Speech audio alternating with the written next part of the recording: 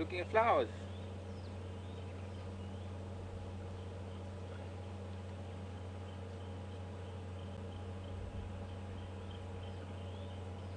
Can you see these now? If I tilt them towards you.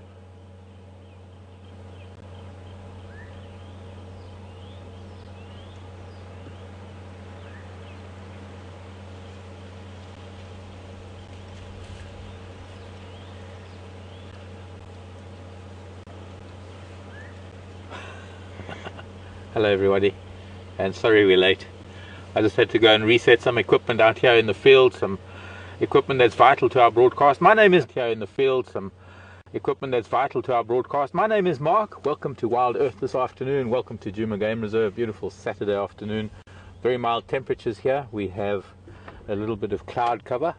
Fortunately no rain yet. And just had to go. We've got a little shed, can't see it from here, and a mast. And required some restarting of equipment. We're going to be heading out for a wonderful afternoon this afternoon. I hope you're going to send in some questions. Questions can be sent to questions@WildEarthTV. A lot of questions in that sentence.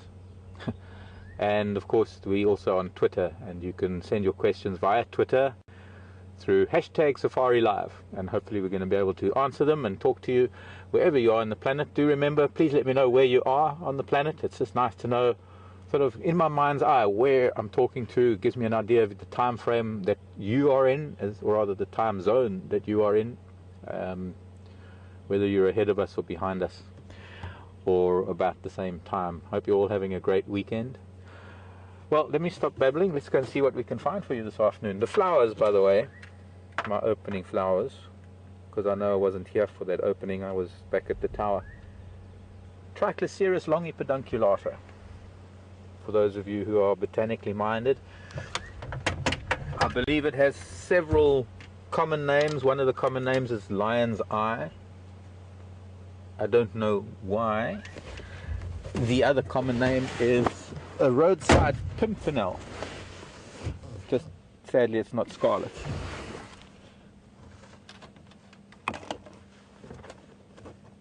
Nor is it red. Butler. Right, I wonder where we should go from here. What do you think, Jason? Jason's on camera. Alex is in, and Alex is also in final control.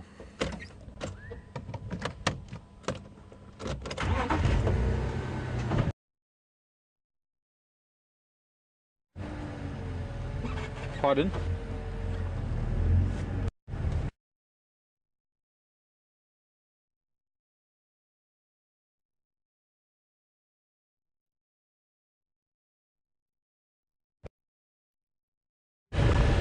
To see, I had rumors of a particular animal that was somewhere on Arathusa, and I think we need to have a look at that, see if we can find those particular animals. So we're going to venture into uncharted territory as far as I'm concerned. I'm sure the vehicles and the cameras have been around that area before, but I'm going to venture that way myself. So I think what we'll do is we'll head down Zoe's Road and make our way into Arathusa. It's going to require me to consult a map, an electronic map. Since I haven't driven there before, I have no I have no idea where any of the roads lead. But I do have a vague idea of where we want the roads to lead us. And fortunately, it is far better than a hardcover map, which I'm going to consult the hardcover map since I'm hardcover, what do you call it? Hard copy. Not hardcover. I'm more accustomed to reading maps than I am with electronic gadgets. So I have a laminated copy, which is, I probably need a magnifying glass. Golly gosh.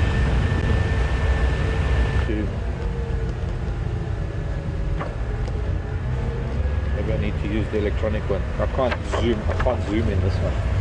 At least I can do that on the electronic one and it zooms in. But that looks like Arathusa airstrip over there. And it's only that little area I think that we can cover. I don't think we can cover the greater Arathusa area. But what we have with Arathusa allowing us to traverse on their territory or on their land is almost double the size of what we have on Djuma. And I guess there might be, and there's most likely to be, some areas on Arathusa where we go through dips and we have a little bit of a signal shadow for a broadcast.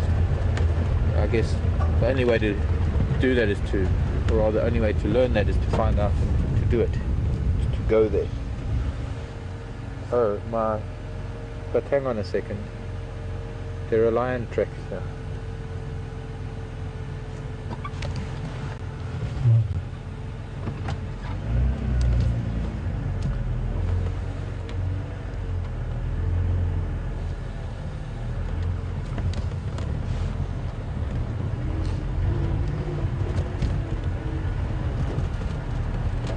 I was in such a hurry to get here to try and get it all started before the drive, and I didn't really look at tracks very much on the way.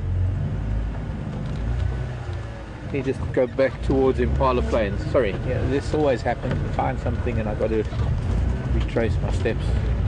Unfortunately, I've driven here already, so I've probably driven over tracks. If they did go this way, most likely driven over the tracks. But just beyond this little junction where I turn off to the mast and the equipment, nobody's been driving there, so there should be, if they did come this way, there should be some sign of them. Otherwise they might have gone towards Zoe's Road and Gari access, or Gari or Vuyatela access road. Vital to look at tracks because it gives us an idea of animal movement. Not so much, maybe we don't really concentrate so much on the general game and the tracks of general game, although when we do need to find giraffe, it's nice to be able to find their tracks. They're fairly easy to follow, being such large tracks and being such heavy animals. So this is where I haven't driven, so let's see if there's anything here. Doesn't look like it. They might not have come this way. Must have headed along Zoe's Road. So I'm going to do a loop this way round. Interesting. I wonder.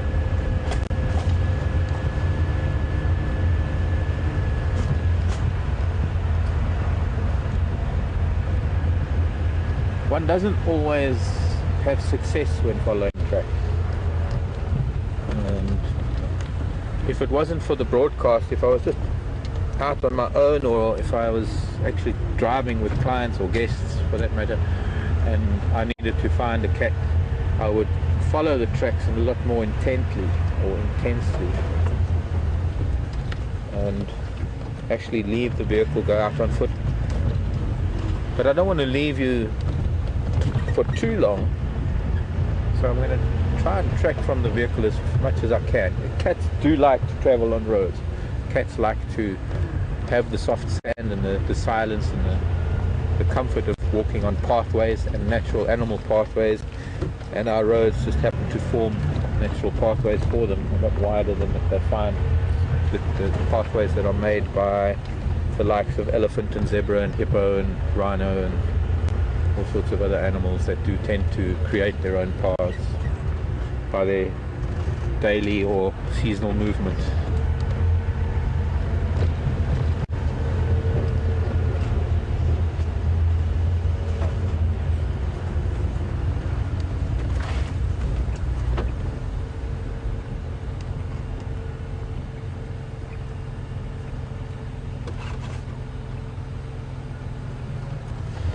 Some dwarf mongoose running through the grass, but they are there. Few of them on that little bit of a termite mound. Hello Bobby. Bobby calling on Twitter, or sending a question through on Twitter. Hi Bobby. Hello mongoose. Hello children. They're hiding behind a clump of grass, but if we stop and we sit and I don't talk too loud, they might just pop their heads up. Bobby was asking about my avoiding dung on the road and whether I do that to avoid picking up the scent of animals on the tires of the vehicle. No, that's not entirely it, Bobby. What it is that this is the season for scarab beetles, dung beetles, and a whole host of other creatures that use dung for different nutrients and different, well, different things. I mean, even butterflies flock to dung because of the moisture and the minerals that they can absorb from the moisture of dung. But I suppose primarily because of dung beetles. It's vital to not crush them and drive over them, allow them to do what they need to do. They need to take the dung and feed the soil. Having said that, I actually brought one with me, but we'll get to it a little bit later. I have been promising to bring it along. It's a skeleton of a scarab. Scarabs are dung beetles, by the way. They're not bugs. Just to throw that in, beetles are not bugs. Beetles are beetles. Bugs are different. And I wanted to show you something special with the dung beetle, but we'll leave that for when we might have a little gap in not knowing what to talk about or not knowing where to go. Dwarf mongoose, gorgeous little creatures, very tight-knit communities that they live in. The community is governed by an alpha female and an alpha male, who are I suppose we could call them the alpha pair, the breeding pair, and all the other adults that fall within the community or the colony are non-breeding individuals who help with safety, security, and child minding, the children of the alpha couple.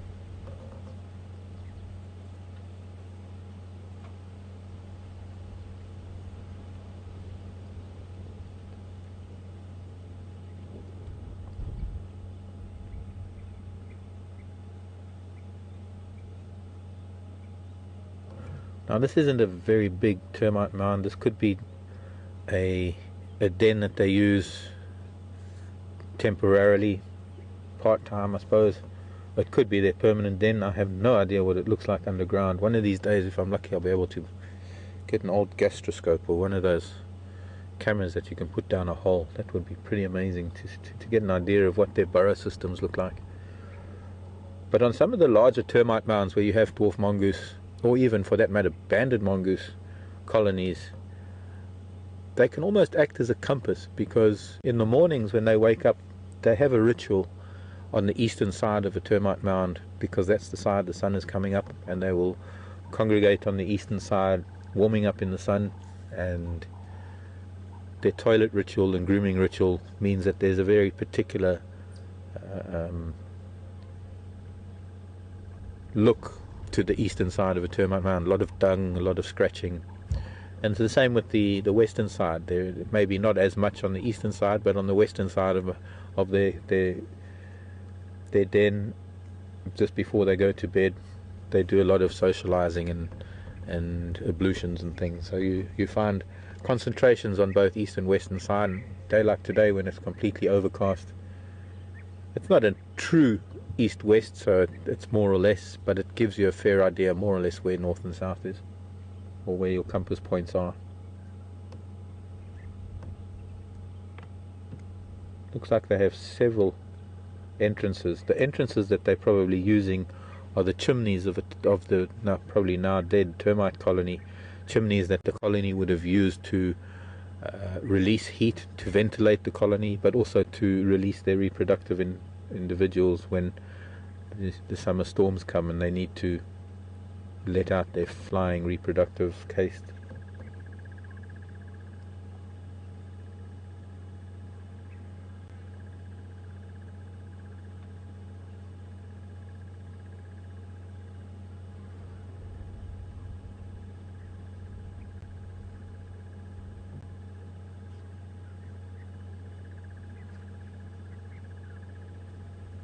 A few of them heading out to forage and go dig for grubs and insects.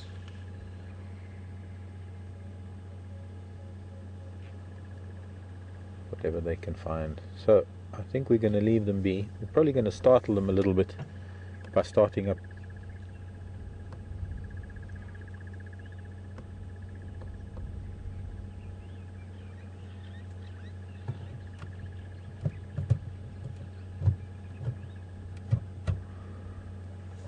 Question coming through on Twitter from Paul, wanting to know if these mongoose also take on snakes like their larger cousins. Yes, they do.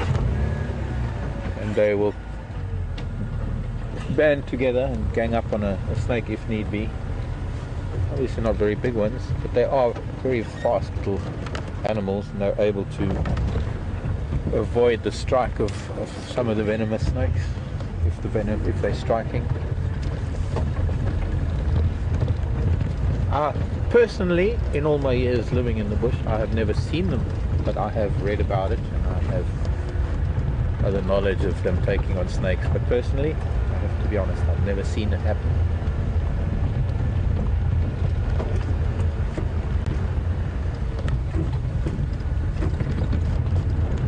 Okay, before we head over that way to Arathusa, I want to follow up on cats. So we're just going to have a look. A day like today, we've had pretty grey day today.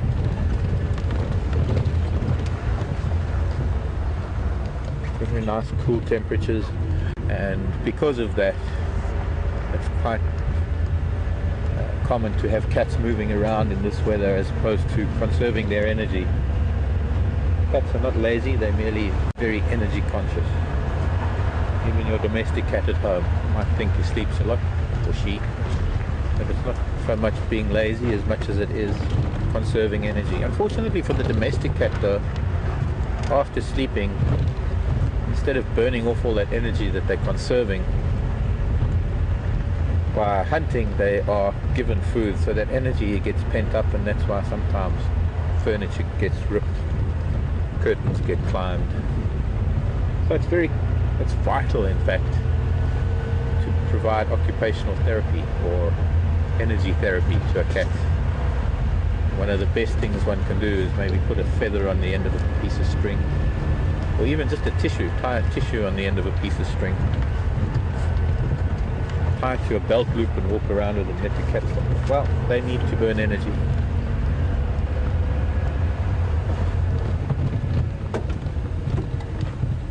Been some zebra here, so we might see some zebra soon. Zebra been on the road heading up in this direction.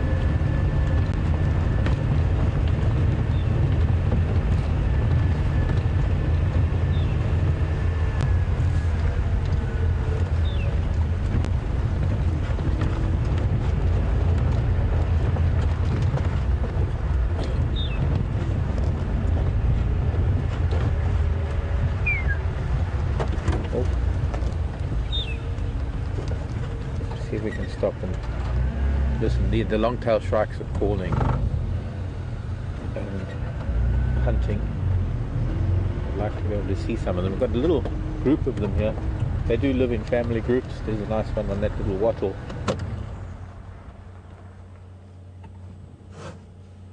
Now, something I'd like to ask anyone out there, maybe Raisa or RC or Brian, if you're watching, some of our birders.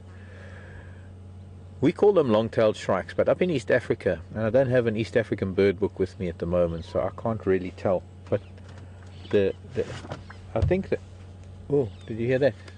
The busted quick. The long-tailed shrike, I think, has now been called the magpie shrike. But up in East Africa, there is a magpie shrike that is different to our southern long-tailed shrike. So I'd like to know if anyone can just send it to me, the scientific name of the long-tailed shrike from South Africa and the magpie shrike from East Africa. And I would like to know, I'm sure I've done this before, but my brain doesn't really remember.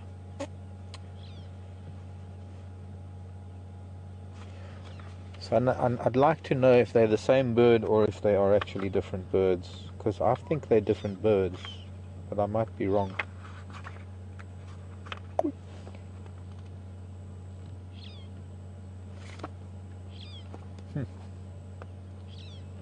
Corvinella melanoluca.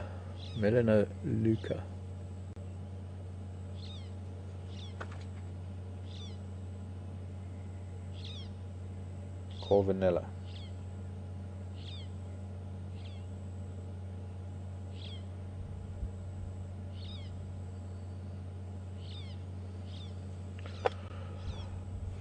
trying to understand what the species name would mean. Melanoluca, black and white.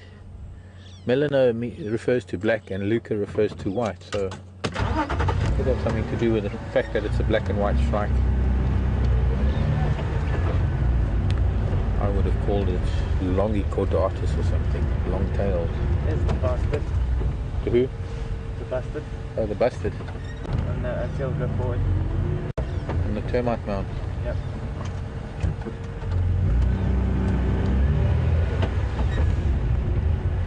Oh, there he is.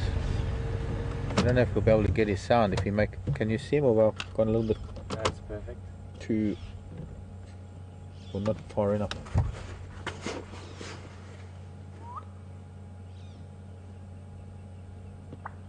Quick.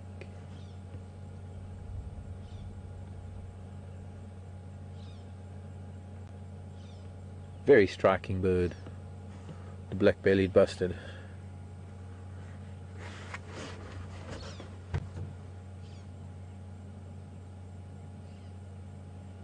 I'm just going to wait and see if he does his special call.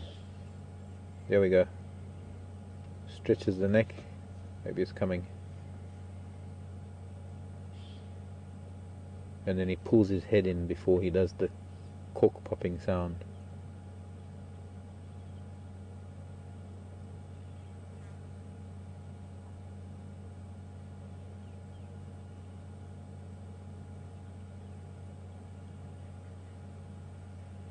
I think he just heard another one.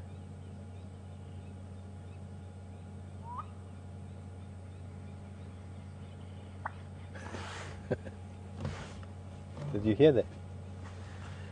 I hope you all heard that. There's another one that's challenging him. So I noticed when I heard that the popping sound, he stretched his neck extra there,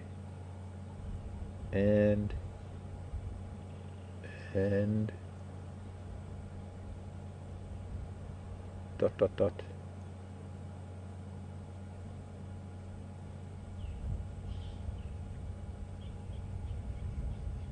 One more time, come on, quickly. One more time.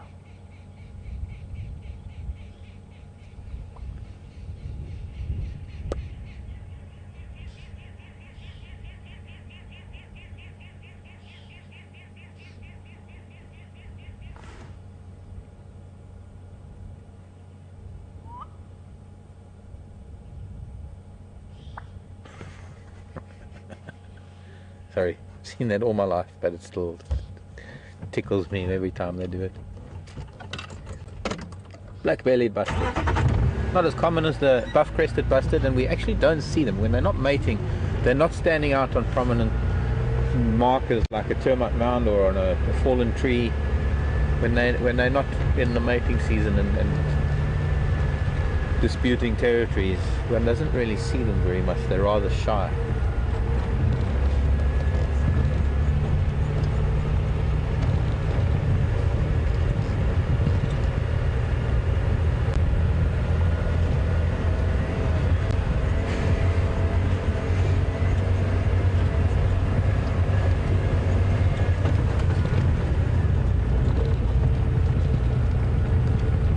Grey day, what a lovely day.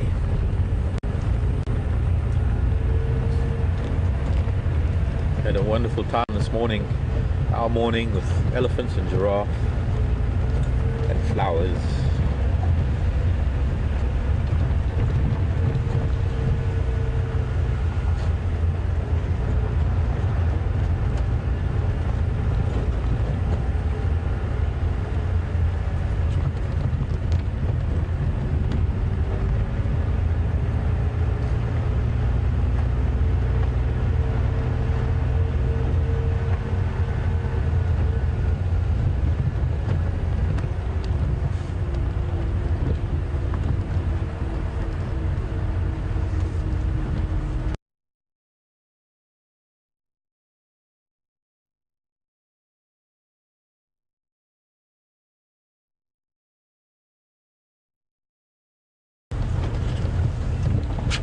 Alex helping me with some of your answers on the long-tailed shrike and the magpie shrike from East Africa. Now, there's a reason why I'm doing this, which I'll get to shortly as soon as I get the answer in my ear.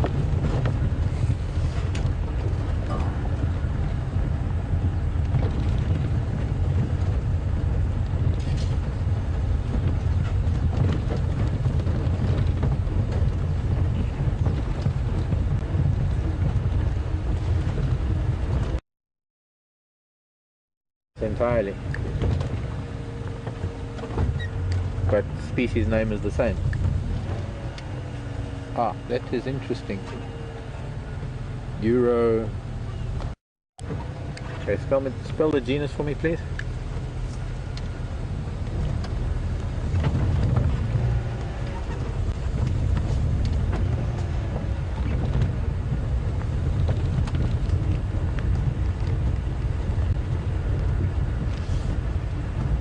Urolestes, Melanoluca. Well, unless the genus has changed and it's not reflected in our literature. Well, there's a pimpernel that is looking a little bit scarlet, looking a lot darker than the orange. So it appears that the magpie shrike is maybe a different genus in East Africa, but the same species name, which is very strange, but not that unusual. Don't know if you can see there, it's much deeper orange, almost reddish Tricloceros.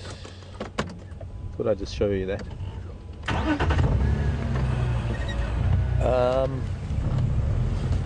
Now, name changes here in South Africa have taken place because we had a lot of colloquial names for birds over many years of our previous unwanted government. And lately, or rather over the last 15 or more years, we've been trying to change things so that we're more tied in with, or we're more recognized amongst the international community in terms of bird names and what we call things. Like one of them is the difference between a lapwing and a plover. Everything with plovers, but birds in other countries under those genus or under those families were known as lapwings. So some of the lapwings changed, like the francolins. Some of them are actually spurfowl, not francolins. But you know, really, it's all semantics, because these are just common names that do vary. That is one of the reasons why scientific names are there. The binomial nomenclature that Linnaeus established way back when, so that no matter where you live, there is only really one name for something, and that common names will and can vary. I wonder if we can just look up into that marula tree. You can see a very heavy cluster of very dark green that is not marula leaves. Now you can just, before you zoom in, you can see it there on the sort of just off to the middle, to the right of the middle of your screens at the moment. You can see the lovely sort of feathery leaves of the marula all around it, but there are these two clusters of very dense foliage, and those are mistletoe. And I thought it appropriate, since we're going into Christmas, to bring you some mistletoe. I'll park under some mistletoe and send all of you ladies a kiss on Christmas Day. So, the long-tailed shrike was renamed the magpie shrike, and I was curious about this first time I heard it, because there is the magpie shrike from East Africa, and I know it is a different bird, because it doesn't look anything like the long-tailed shrike from South Africa. So I was wondering, why would it be called a name that another bird already has? And I can't answer that.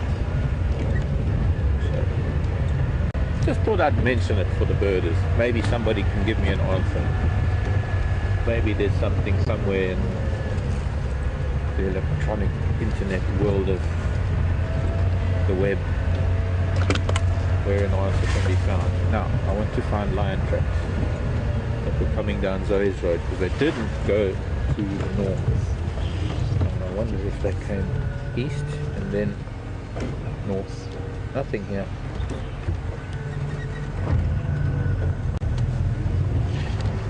But then this road does carry a lot of traffic.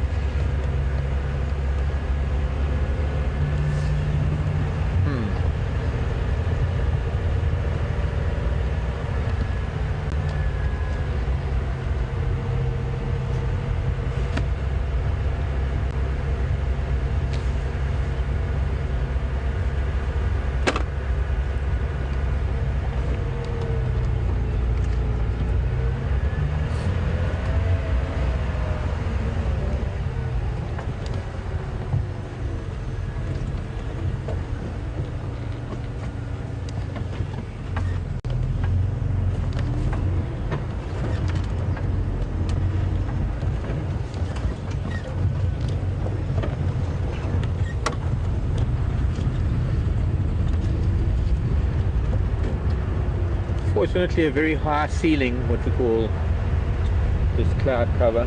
I'll call it a ceiling. I picked that up from pilots in days when I used to live in game reserves and parks, where the only way to get in and out were with small planes, and every morning we'd be on the radio and we'd talk about how high the ceiling was, especially in places where there were low-lying hills and poppies. It was important for the planes to know how the visibility was before they were coming in, because of course nobody really has instruments out in the bush and flying small planes that aren't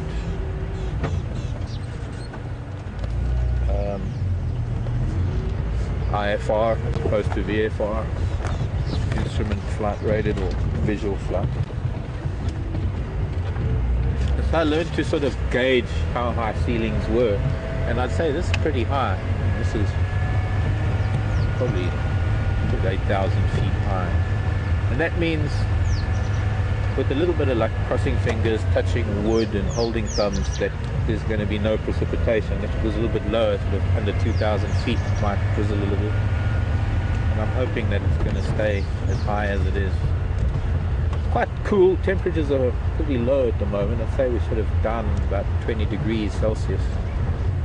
Maybe 22. Maybe Alex can whisper in my ear the projected temperatures that are supposed to be out at the moment. Very low humidity because it's not very warm, so humidity's probably dropped to about 40% right now.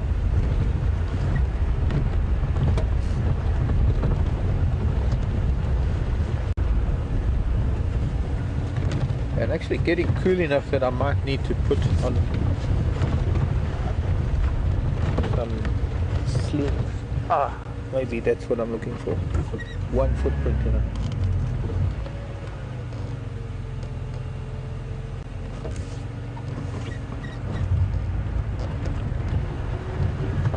No way. Alex is saying there's some site, weather site maybe, 28 degrees. No, impossible. So I dispute that vehemently.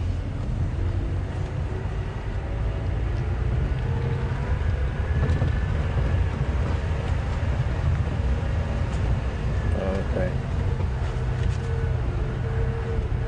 No, I think it's a lot colder. We've got a bit of a wind chill factor also. But Alex is saying what he's coming up with is 24 to 28 Celsius. And if it was as warm as that, I wouldn't feel it. I wouldn't feel this chill that I'm feeling. Because anything under sort of 20 to 22 degrees Celsius, that's when I get cold. And I'm getting cold.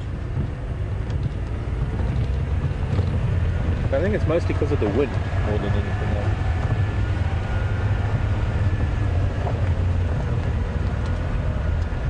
Line tracks might have gone north, but I'm going to forego them now to head further south. We want to try and get to there on that ridge, but more west.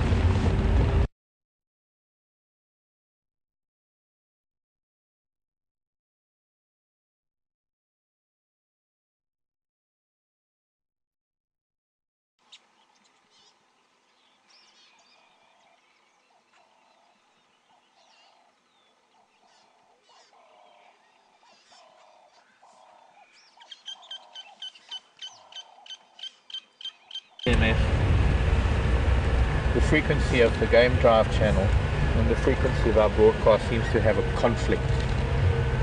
Error 404 not found. But as soon as I touch the game drive channel, it seems we lose signal, so we're going to have to not use it. But that's fine, we hardly use it anyway. But I think if I'm going to have to go onto, we're going to go onto Arathusa, I might. We'll see, it's a different channel, different frequency. Might be able to work there. But I can probably attempt now before we go there, because if it's going to interfere, it might be that we need to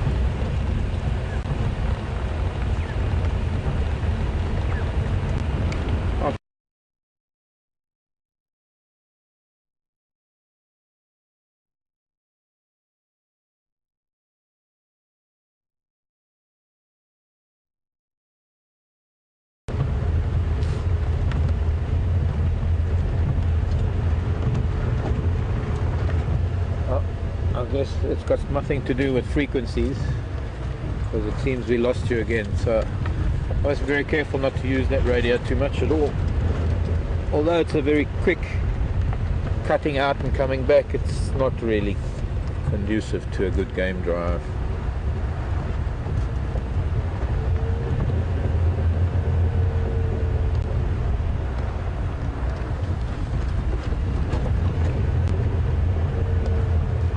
I think it's drawing power from something. But I think it is.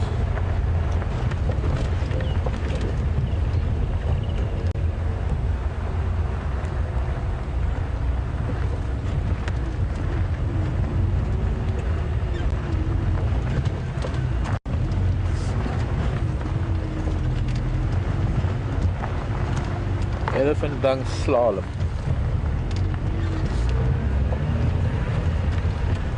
In the winter months there are no scarabs, there are no dung beetles, so in the winter months it doesn't really matter about knocking dung with the vehicle.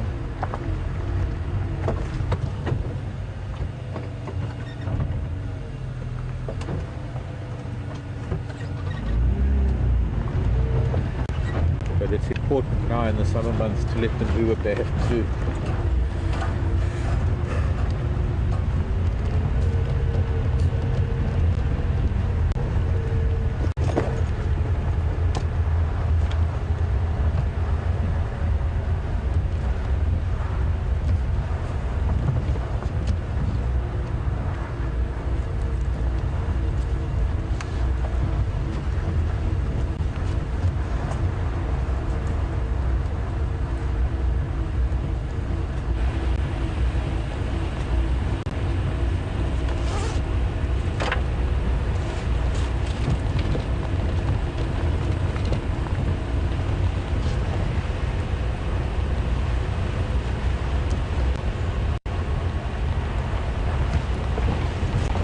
Be cold when you can warm up. It's feeling a lot better now. A bit of a cool wind. I suppose it's got a lot to do with the amount of moisture in the air, and of course the wind just drops the temperature a lot. It might be a nice, comfortable room temperature when the wind's not blowing, but as soon as it blows a little bit, it's not comfortable for me. I get cold very easily. Very often when people are in t-shirts, I've got 2 or 3 layers on.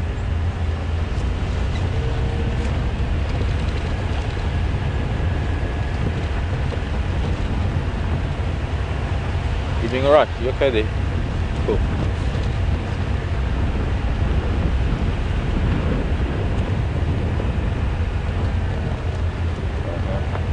See? Just because I said it wasn't going to, now it is. Spitting. The cloud is spitting at me for making assumptions. Okay. I'm going to try and do Nyala Road, Nyala Drive. Really pretty road.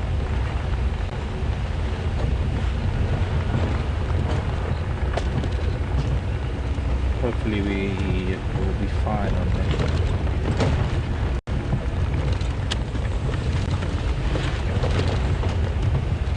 Questions at WildEarthTV or hashtag Safari Live. If you want to contact us through Twitter, contact us. Yes, contact me,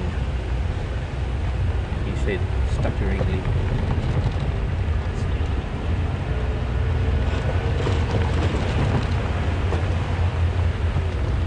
Oh, gosh.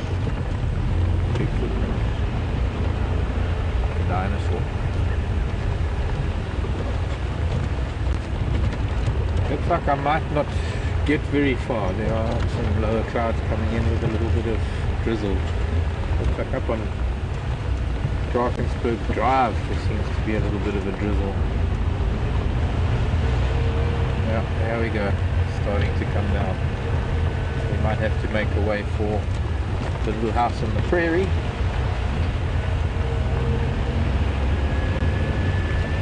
It's on quarantine.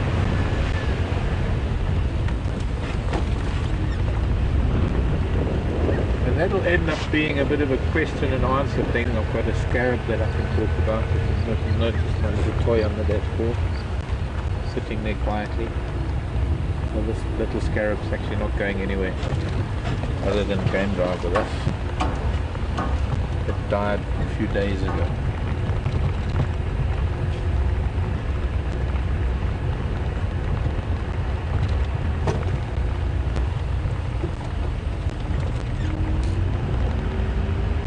I should have had a bit of foresight, because I've got jars and bottles and boxes and matchboxes and things full of skeletons of insects and beetles. Well, beetles are insects. Because I just have this really weird thing that I like to collect them, because I love talking about them and I love to show people what they look like. Well, it's just interesting. See, it's about as interesting as animal skeletons, but animal skeletons being an internal skeleton, you have to imagine what the outside looks like, and because we don't see the skeleton, it's sometimes quite difficult to place bone, because unless you've seen the whole animal in a skeletal form, some bones can be hard to identify, or even the type of animal it is can be hard to identify.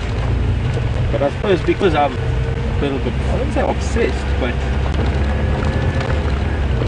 mildly obsessed with bones, rocks and stones and feathers and insects and skeletons and things, and I've always picked them up and I've always looked at them, and I've always, it's a learning thing. It's all about wanting to know. It's all about seeing something and the question mark that comes with it if I don't know, and then the need and the desire to try and learn or make my own deductions, or find a path to an answer. That is the fun part. The wonderful thing about books, while the big box of books next to me, that no electronic app or media or Wikipedia or Google can help me with, because when you go through a book, you have to go through an index. And what makes it even better sometimes going through the books is not even looking at an index, because sometimes you don't even know where to start, so you have to page through it. I've paged through my flower books, my insect book. I've paged through these books so many times I almost know the sequence of things within the books. What it does is things sort of somehow, the subconscious things stay there, and when I see something new, I think, but I've seen that in the book, and I know which book it is that I've seen it in, and I can go back to the book. So it's not only learning the very thing that you're looking for, but it's learning so many other things with it that are increasing the knowledge base. They will, yeah.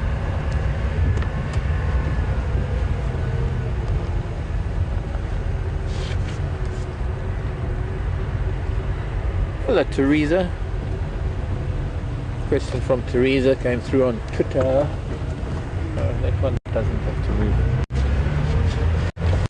Teresa wanting to know what happens to dung beetles in winter.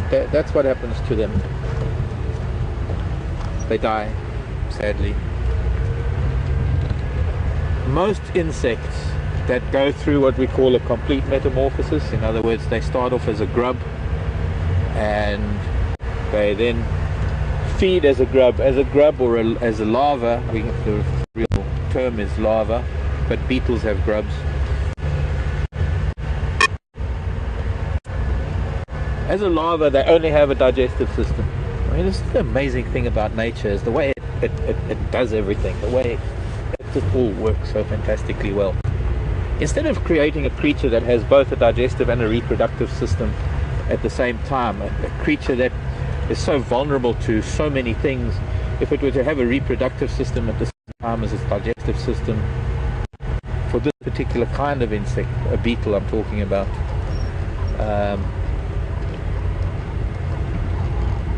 there's a bit of a dilemma involved there, because the mortality rate can be so high because there's so many things that eat them, and they can dry out so quickly, they can die so easily, that it would probably hinder the reproduction, and it would probably hinder the species as a whole. So what nature did, it decided that, well, it would give the beetle one form for its digestive system. So it would spend X amount of time eating, and then it would go to sleep, and it would reconstitute all its cells. In other words, the internal part of that beetle would just become mush and a gel, and then the cells would reorganize themselves. The reproductive system would be stimulated, the cells that produce the reproductive system would then be stimulated, and the digestive system would be suppressed, so that when it comes out as an adult, the main purpose of the adult is actually just to reproduce. And there's, if anything, a very little or rudimentary reproductive, or rather digestive system, if at all. I mean, there's some species of moths, there are many species of adult insects that actually don't feed at all. They might,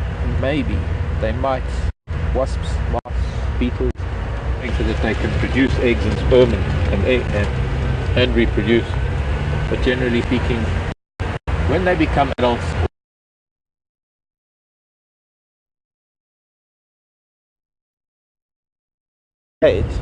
as a grub, as larva, it would, before they emerge as an adult for the summer, and then after that,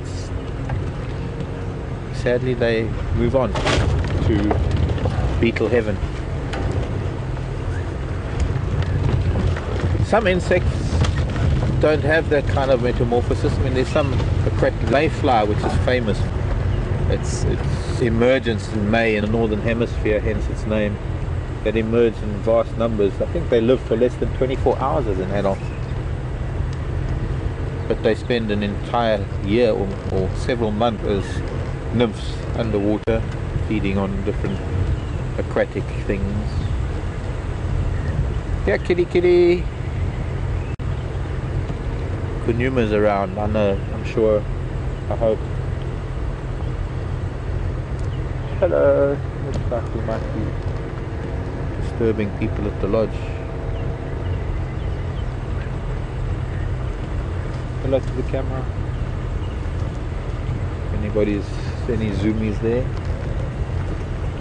So let's see what we can.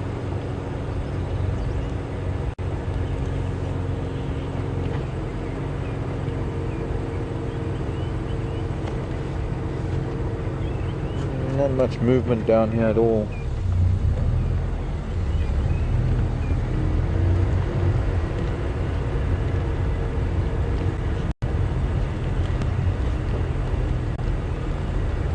But he was here very early this morning, and in this weather maybe he's not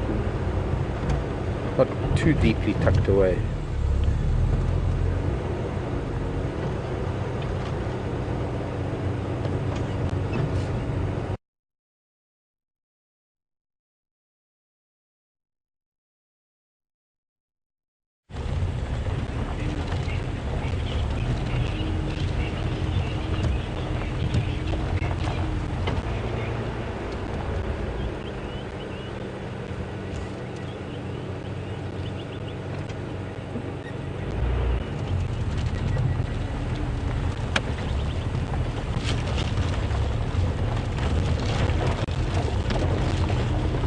Hello Bobby, thanks for the question on Twitter.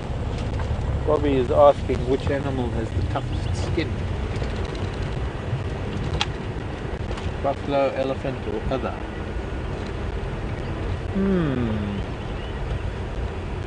Good question. I'd have to hazard a guess. I'd have to maybe say the elephant. Buffalo hide is pretty tough. Rhino hide is pretty tough. Elephant, yeah. Hippo is quite sensitive, but it might be quite thick because of the fat layer, maybe.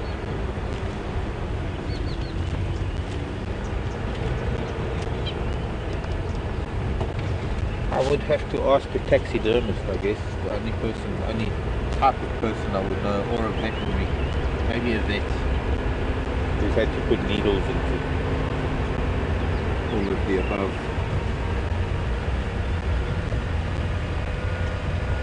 The spitting sky stopped, so that's good news.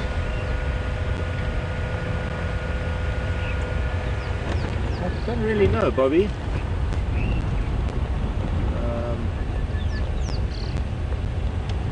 I guess we're not really talking about the fat layer underneath the skin, we're talking about the actual skin itself. And I would imagine that maybe elephant, just by virtue of the fact that they're the biggest animals on the planet.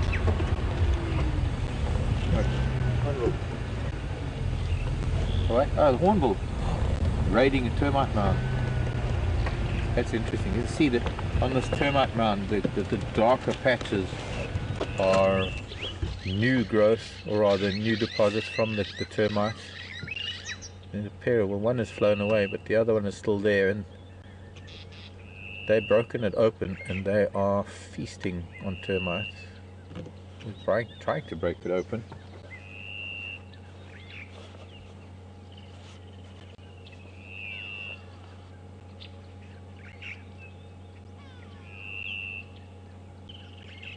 The yellow-billed hornbill has a similar appearance to a toucan, but I believe they're not even related.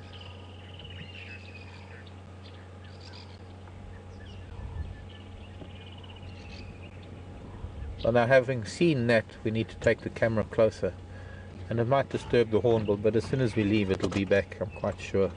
In fact, it'll probably thank me, because if it left it alone for a little bit, we can get closer and maybe not even disturb the hornbill. You can see it actually picking up bits of clay, and might be able to get it's digging. Might be able to zoom in a bit.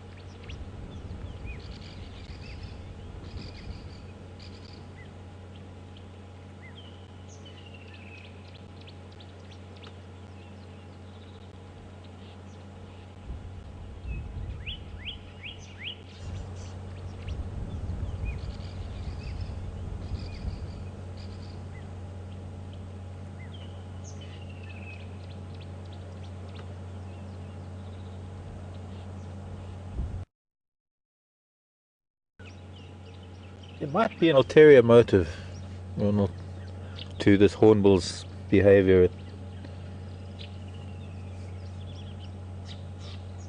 It might be looking for some slightly wet clay. If they're going to be nesting,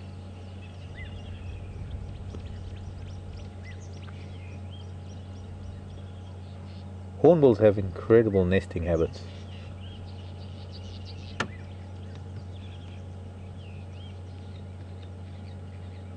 They nest in a hole in a tree, and when she's ready to lay eggs, he seals her up in the tree, in the hole, leaving just a little gap for his beak to fit through to feed her. And they use saliva and bark and lichen. They use a variety of materials to seal up the hole.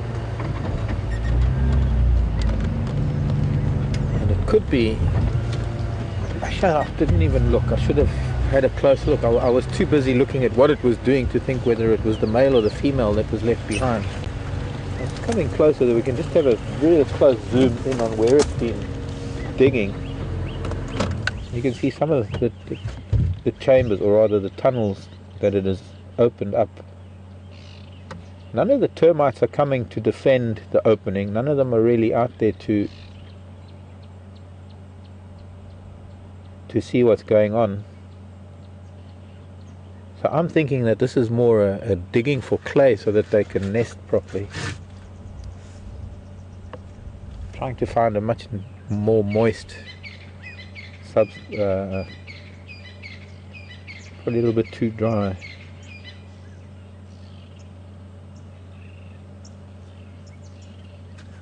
Thing is, I've seen hornbills doing that to feed on the termites, because termites, a breach in a termite, or a termitarium, this is what we call it, a termitarium. This is a very active termite mound, and we can tell that because it is whole. There are no breaches within the mound. It's very smooth. The termites are actually maintaining it exceptionally well.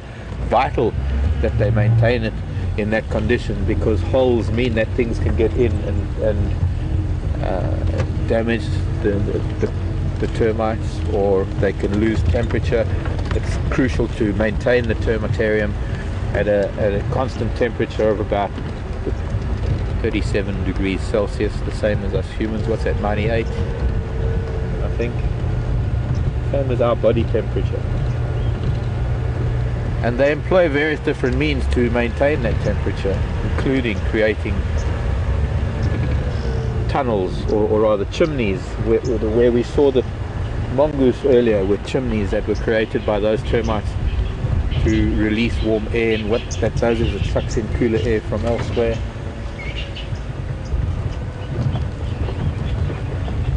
So normally when there's a breach, termites flock to the breach in the termite mound and start defending it and covering it up, closing it up rather.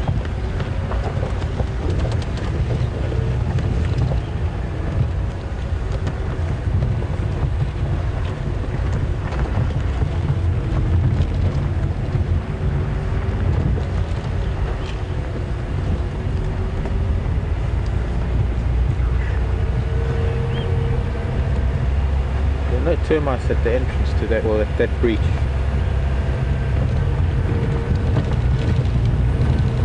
Probably if they showed their face they'd be eaten by the hornbill, but I think that hornbill has, as I say, probably looking for material to close up the nest, to help close up the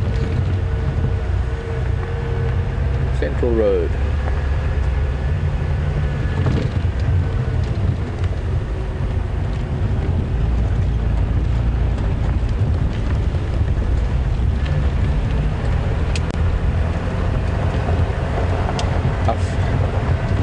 Been struck by an idea to go and look for a giraffe bone.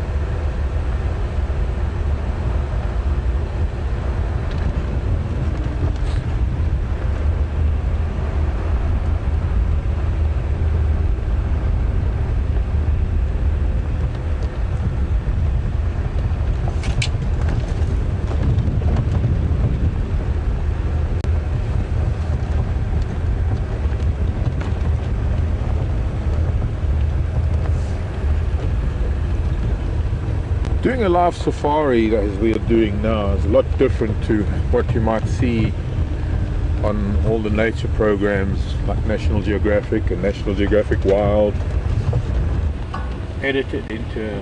Oh, there's a golden oriole. Or is it black-headed? I think it's a golden. We're going to have to creep up on it. I think it's a golden oriole. I hope it stays. Oh, it's flown away. It might have been a black-headed. I saw black on the head, did you? Yeah, black-headed. Yeah, I think it was black-headed. Just from behind, thought it might have been an African golden. Go Orioles! Anyone from Baltimore?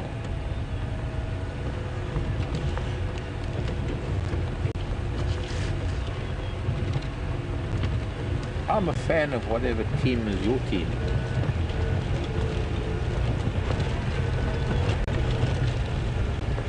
Having had an Oriole fly across our path. Go Oriole.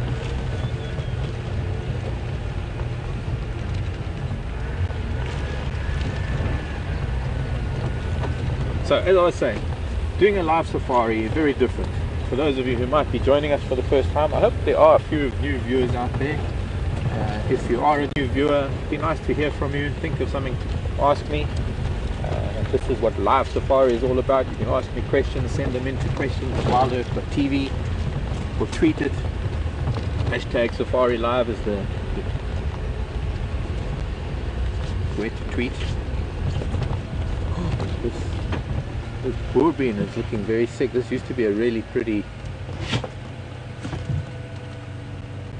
very pretty boerbean. It was a lot thicker than this 3 years ago. It's looking rather sick, and that's because it has been barked by elephants and it is not doing too well. Poor child, reaching the end of its age. I remember seeing that tree in full bloom with its crimson flowers. Now, to go and find what I need to find, was either here, yeah it was, we used to go in there, near that dead tree over there. There's the Belanites.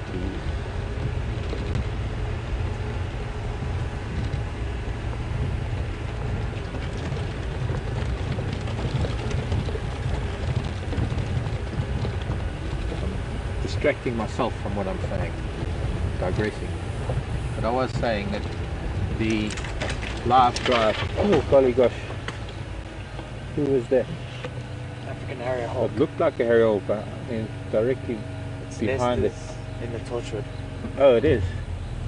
I thought I saw a little bit of a white band. Oh, there, that's the nest.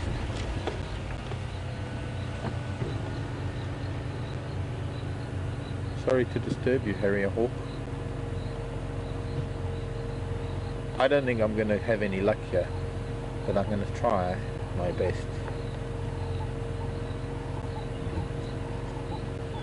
Beautiful fluted trunk of the torchwood tree, magnificent trees.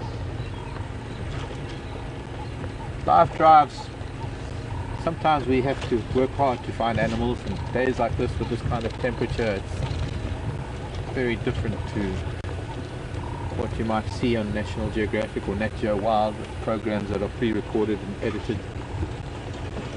But on those programs you pretty much know what you're going to be seeing for the half hour or hour that the program is on. But with live drives, we never know what we're going to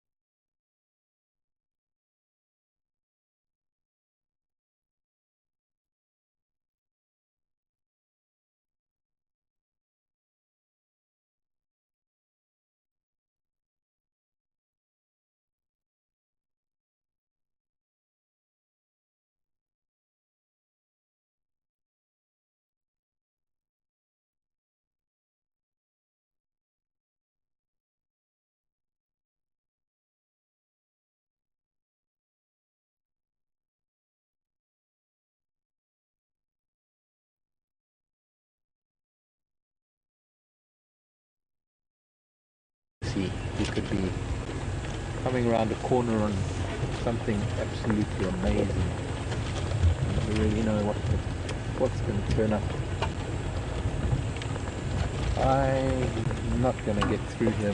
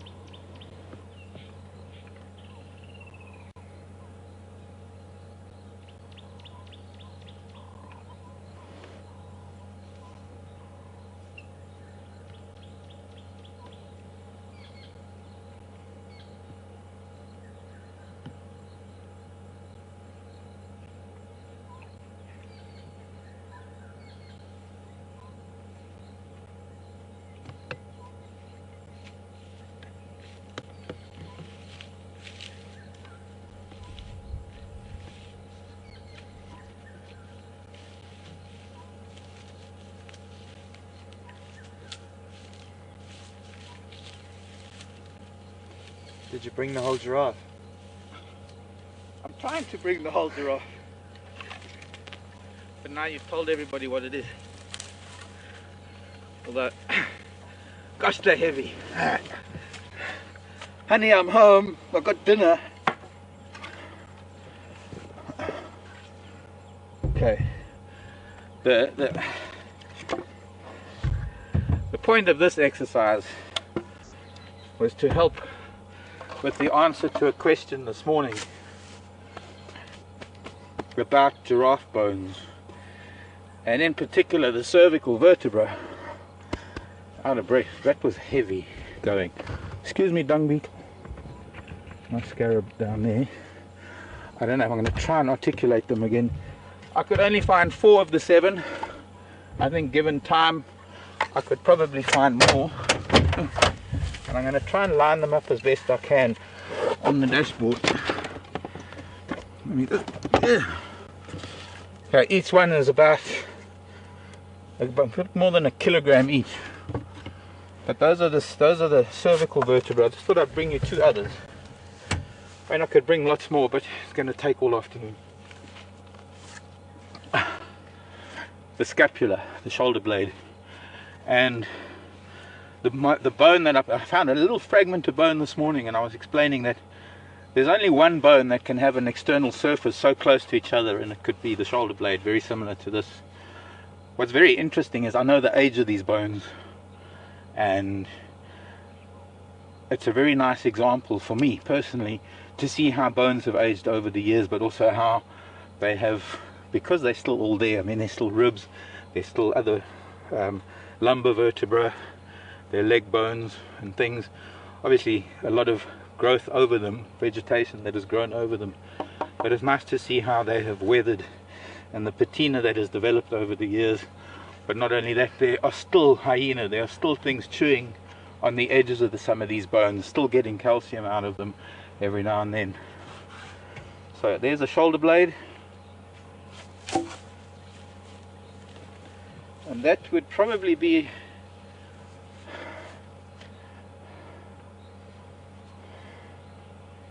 the ankle, maybe.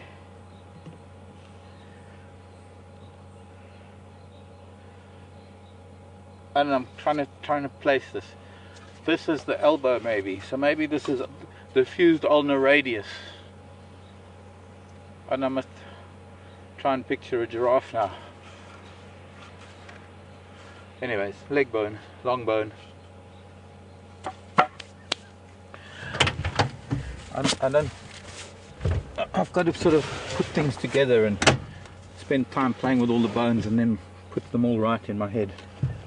So, what's pretty about these bones, especially also being Christmas time, like an angel. The head, the arms raised and the wings.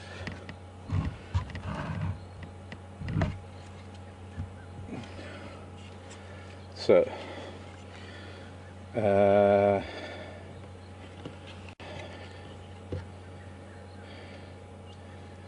we have to, up there, could be there. Thinner ones much higher up on the neck, maybe not quite. This looks like it's close to the axial vertebra. This looks like it's close to the base and the both axial vertebra. This is probably close to the, getting more closer to the lumbar region.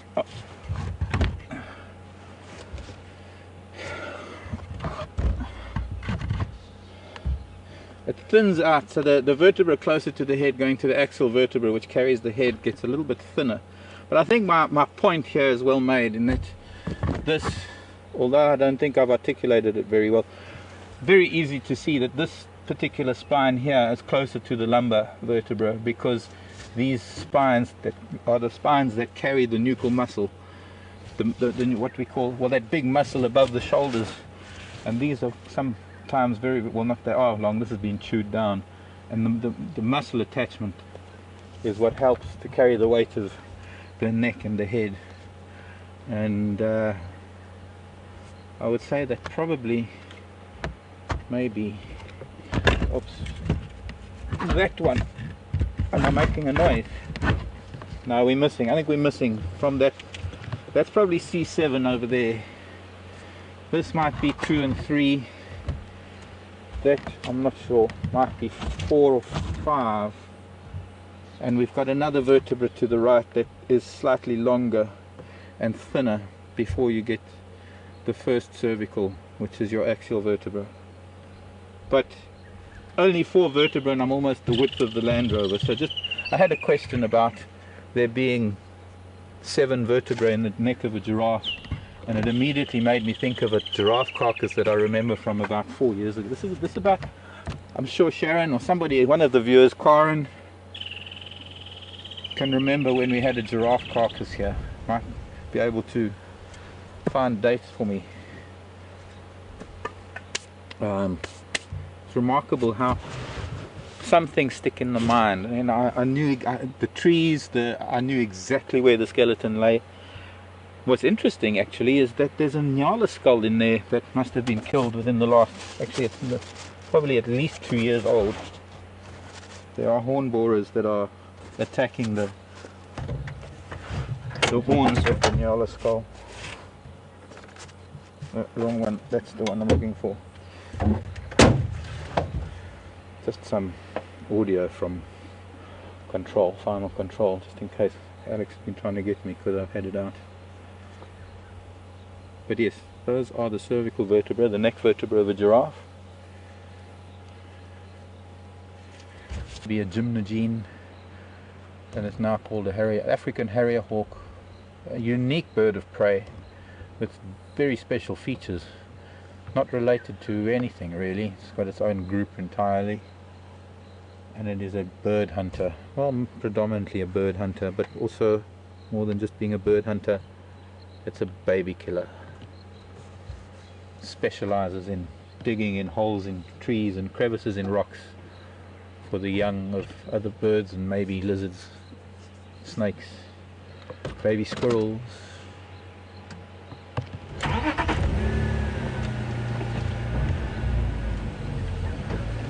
Next time, I didn't know that it was nesting here, so next time I come down this road,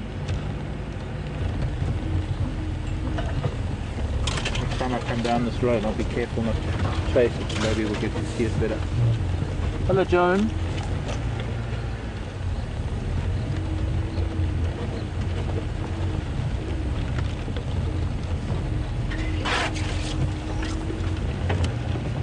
Be at its nest. I don't want to keep it away from its nest for too long. There used to be a vulture's nest up here somewhere. I'm just trying to think, was it that knobthorn? Or was it... No, I'll remember it when I see it.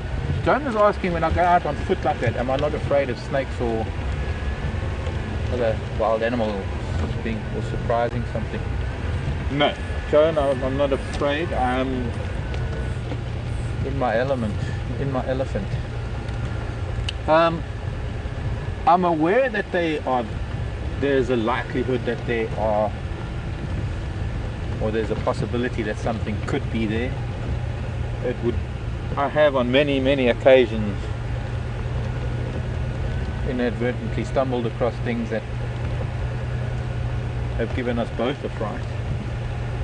But I suppose it's because it's my life, it's what I do every day. I have to be honest, I'm more scared getting out of a vehicle in the middle of this, in a city and walking on the sidewalk than I am getting out of a vehicle in the middle of the bush. So for me, it's part of my life. It's something that I do. I'm not afraid of snakes. I love snakes. We collect snakes as a kid, and I know how sensitive they are. I know that they are very wary of us humans, or anything fairly large for that matter. And I guess there's always the remote possibility of standing on something. There's another wisteria. Sadly, they aren't in flower anymore. They're one of the prettiest flowers. As for bumping into something, whether it's an elephant or whatever it may be, in my experience, animals are pretty understanding when it comes to an accidental meeting. Most of the time. That if you just happen to stumble and they're sleeping and they don't hear you coming along and suddenly you're in their space, they can get a little bit grumpy. They do get a little bit grumpy at times. Especially lions and leopards, and even more so if they've got cubs. Well, then you have an adrenaline moment. Hello buffalo, I just saw your tracks. I was going to say there must be buffalo in these mud wallows. Hello Mr. Buffalo. Roadblock. Okay, you're challenging me, are you? I'll wrestle you to the ground and bite your ear. No, I won't. I didn't mean that, promise. I was only joking. Wouldn't dare.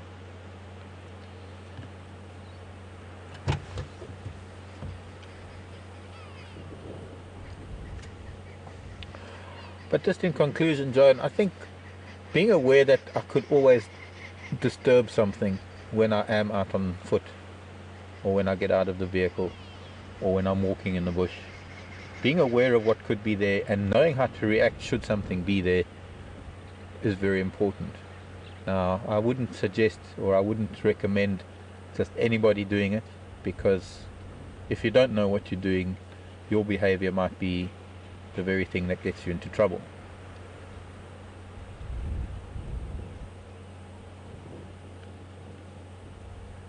You see, where I live with all these animals on my doorstep. I don't have a fence around my house.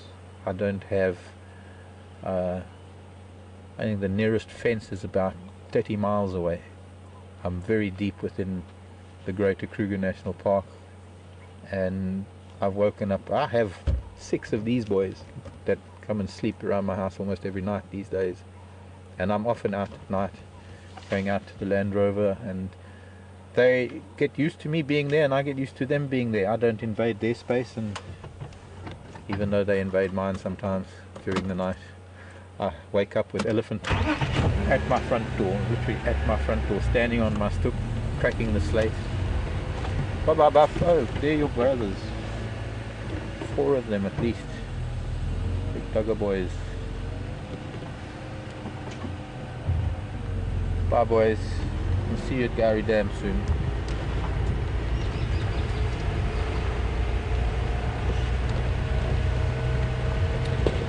I have opened my door on 2 young male lions sitting at my door. Had leopard kill impala at my kitchen window. I've had all manner of things outside my house. I've been in the kitchen cooking, leaving the where I've inadvertently, well, not inadvertently, I tend to. My windows are permanently open. Anything that can come in through the window, or anything that is able to can come through the windows. My door is often open, and I've often been in the kitchen cooking, and local hyena have even been inside the house.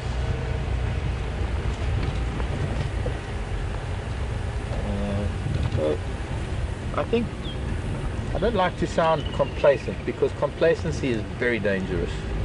I think if anything, I'm familiar with the individuals that live around me.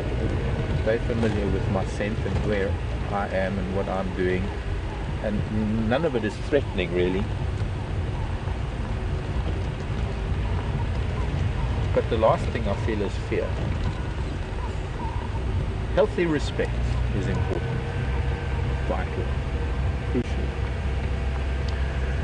And as far as respect goes, it's important as well to show the same respect for something big and potentially dangerous as it is to show respect for something small and harmless, whether it's a chameleon or an ant or a spine. What is that? Woman handling. Oh. Why is it called manhandling? Because women are more gentle, so you don't woman handle something, you only manhandle it.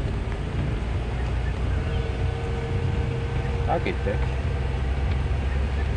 Us guys can sometimes have a bit too much testosterone, and we can be a bit rough with things sometimes. As a kid, it was important for me to catch things and play with them, and I was obsessed with that. I wanted to catch lizards and snakes and insects. And now, I suppose, being a little bit more conservative, I like to watch them. I like to watch them engaging in their natural behavior. And if you catch a snake, it goes into defensive mode, it's stressing it out, putting it through stress levels that are unnecessary. But also, you'll never get to see it doing what a snake does. And so I've learned, especially with the snakes that live around my house, that if I just take a step back and just watch them, that they become accustomed to my presence, and I get to see them hunting, I get to see them catching prey, I get to see them being snakes. That's the main thing. And it's the same with some of the lizards too. I mean, the lizards have actually stayed, they walk over my feet or walk over me if I'm lying down. I sometimes put a mattress outside on the patio and in the shade and read or write. And some of the skinks that live around me know that I'm not there to catch them, I'm not there to hurt them, and they actually they don't actively seek me out, but they pretty much ignore me because I'm not a threat to them. And so it is with the birds. I maintain several bird bars because different species of birds like to come to water under different circumstances. Some of the smaller seed eaters like to have a lot of cover. They're very nervous when they come to water to come and bath and drink, and they like to have a lot of branches that they can come down gradually. Some birds that like to have open, a little bit more open when they come to the water. The drongos that come, they'll only use one of the bird baths so that they can actually skim water off of the surface the way drongos do. So with the varying bird bars that I have, and in winter I put out a little bit of seed for some of the francolins and hornbills. I don't feed things actively, I just drop some of the remnants of what I eat.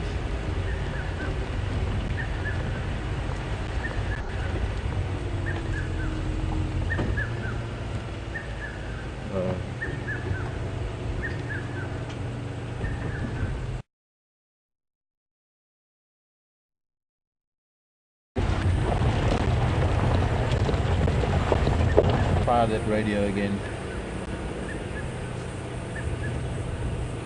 Looks like a new road. Something else. Please.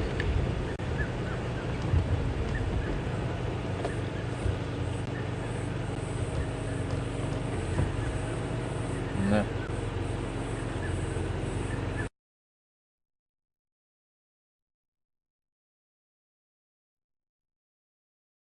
Third word.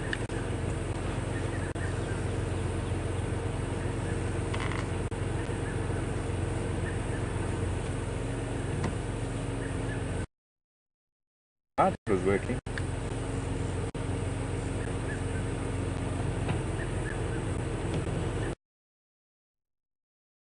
Through. Hello. Everybody ho.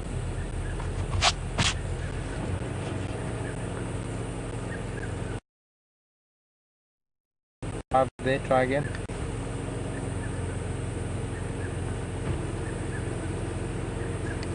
You came through 5 out of 5 there, try again please.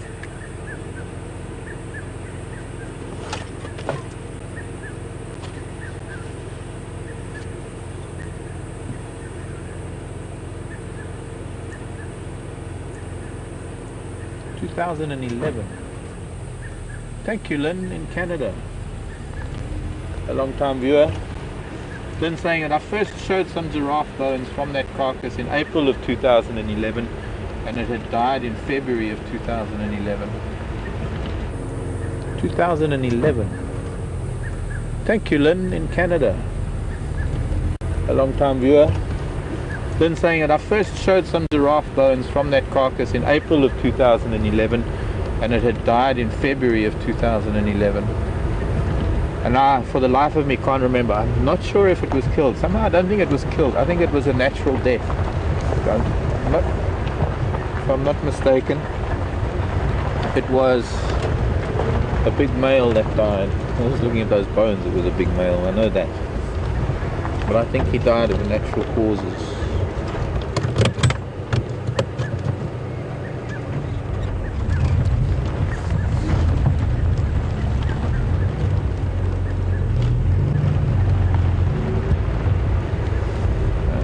Be a good test of this road, although I don't, I'm not going to take this road anymore because I've got some tracks here.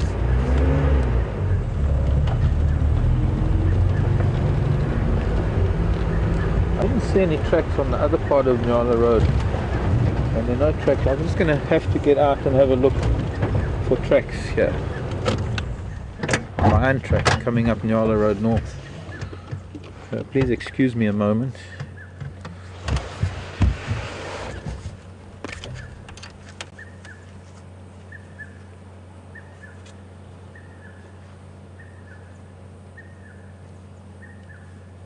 Nothing there.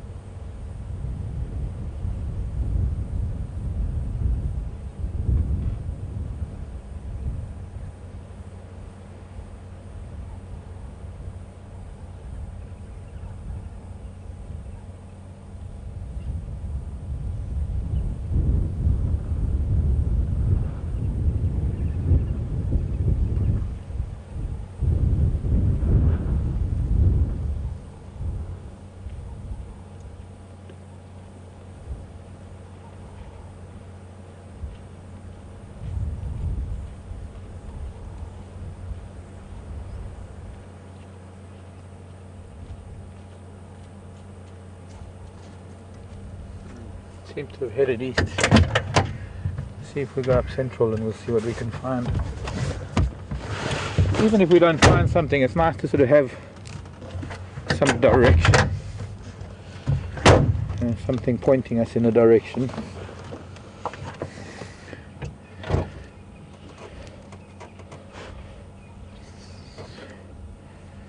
So 3.5 years old, those bones.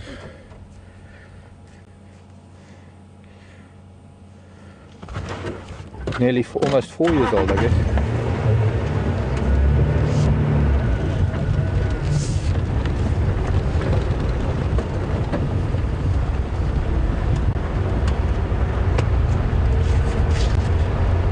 No flowers. Oh, there's fruit on the gardenia, but no flowers.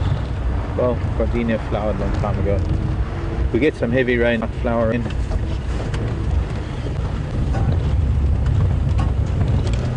That used to be the road.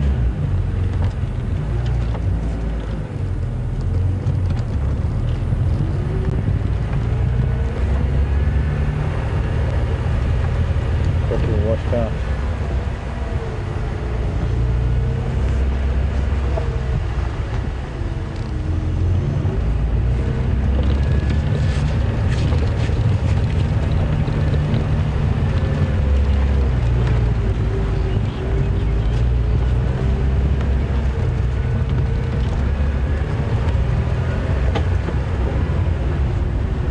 I'm going to go in the general direction that this cat's been walking in.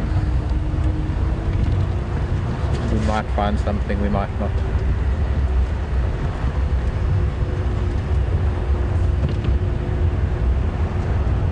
Welcome to Djuma Game Reserve. Welcome to this part of South Africa.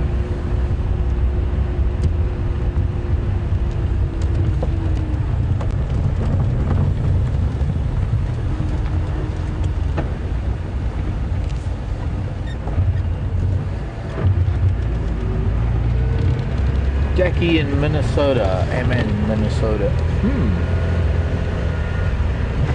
Referring to this big musk bull that we saw this morning. We were with a bunch of elephants and we big family groups.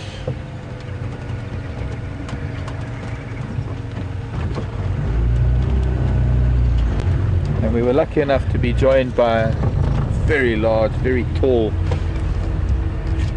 adult elephant bull who was in full must.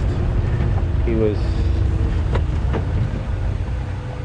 quite amazing actually, because despite the fact that he was in must, he was actually quite amicable.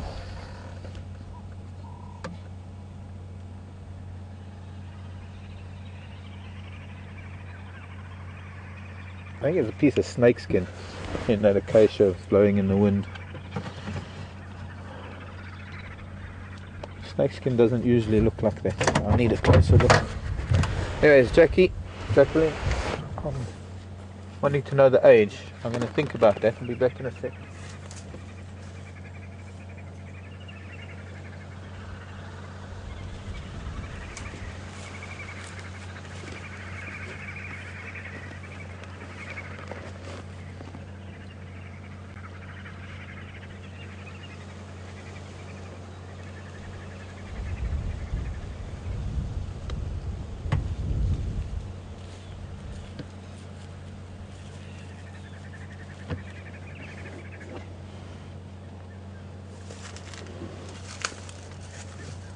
Most often when one finds a snake that has shed its, or find a skin, or a snake has shed its skin, you find it in a long strip. This is very unusual in that it's just all in one little clump. Let me put it here, then I can hold it still. A little bit of spider web on it. That community web spider that lives there. I can't see the head. It would help if I saw the head. I can see there, you can see the belly scales of the snake. It was about that wide between my, maybe just under an inch wide between my two thumbnails. That's the belly scales. It's all dried together, so if I tried to pry it apart with it being dried, I probably would tear it. And normally what one can do, one can get an idea of what type of snake it was, especially if you could see the head. But I don't know. Fairly broad snake. It's not showing any markings or any coloration that would tell me that it's either a vine snake or it's definitely not a worm slung, because it doesn't have the keeled scales that the worm slung has.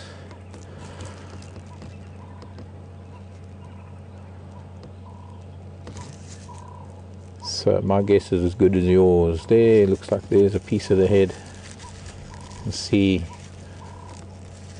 the upper eyelid. Yeah, there we go, here's the head. Just pry it out a little bit.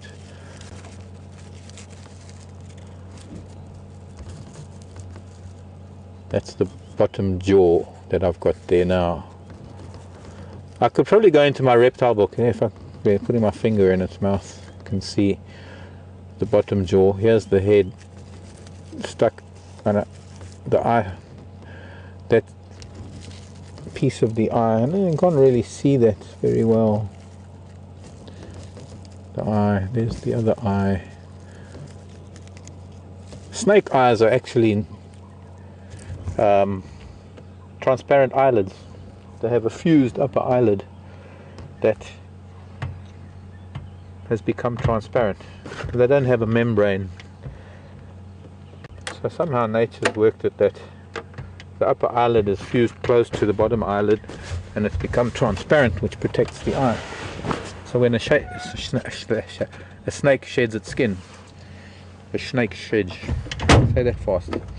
When a snake sheds its skin, the skin of the upper eyelid comes off as well, so you get this little lens almost of the eye, which makes it easier sometimes in identifying the snake. That one, unfortunately, not going to be able to identify. Getting back to our elephant from this morning, I just heard, it sounds like an elephant up here somewhere. I heard a branch break. I would say that he was probably in his 40s. He was a mature bull, very big bull, and my guess is that we would be in his 40s. I would get a closer idea of his age if I could get a closer look at his teeth, but I think since he was in must, I was a bit reluctant to ask him to open wide. You don't push your luck with musk bulls. He actually came right up to the vehicle.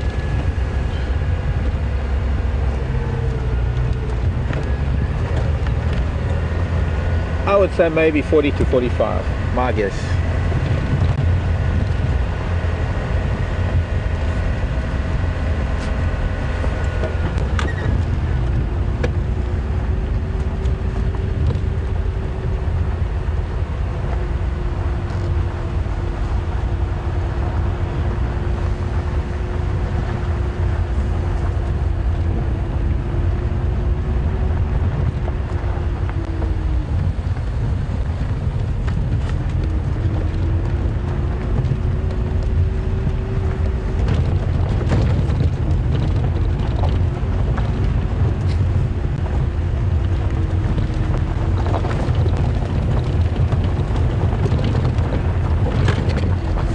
Did we lose the Gary repeater? Okay, cool.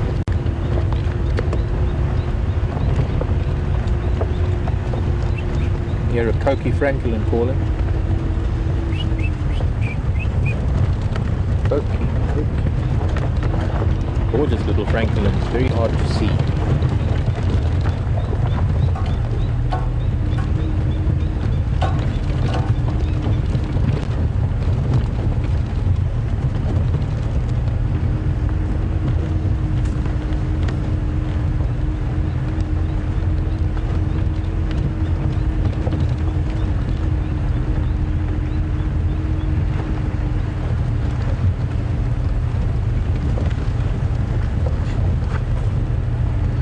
Wonderful world of Mother Nature. Time to see if there's still tracks heading up this way. I don't think so. I don't know where that cat went.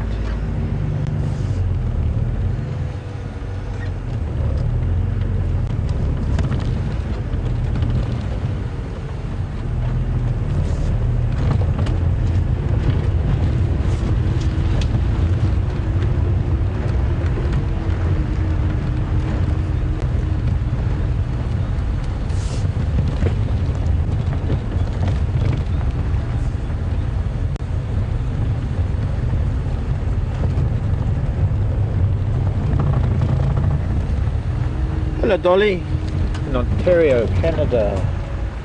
Looks like a raptor on a tree there.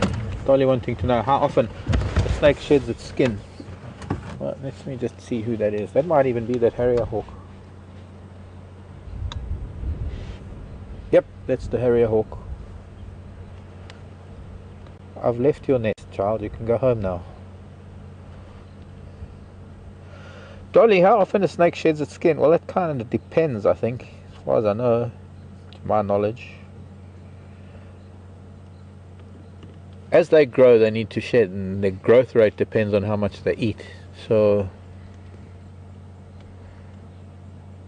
generally, they'll shed after the dry season, when coming into the wet season, and then maybe again towards the end of the wet season after a lot of eating.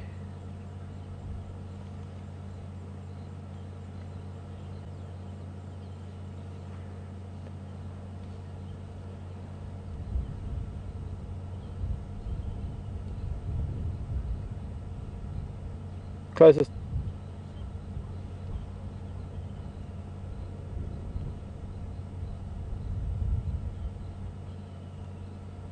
Sorry, just listening to the radio.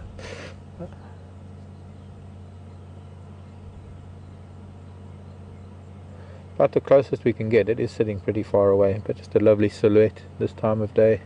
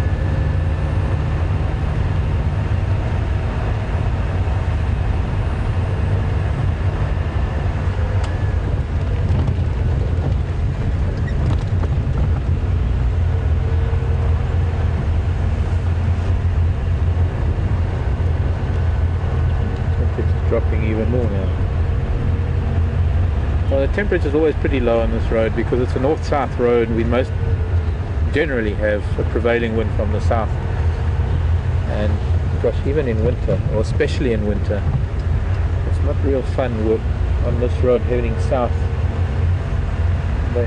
late afternoon, early morning. But it's fun to drive this road because it's a really special road.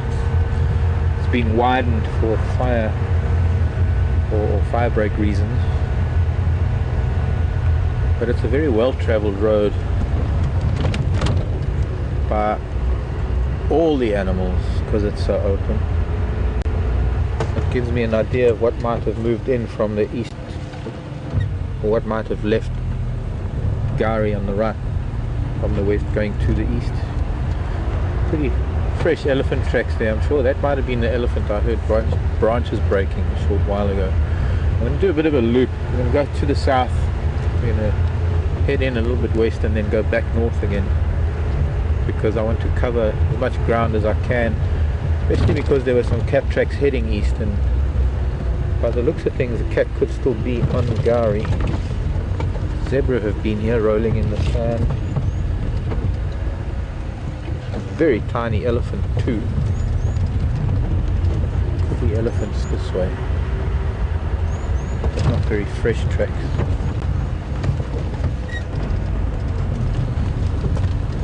Zebra going that way.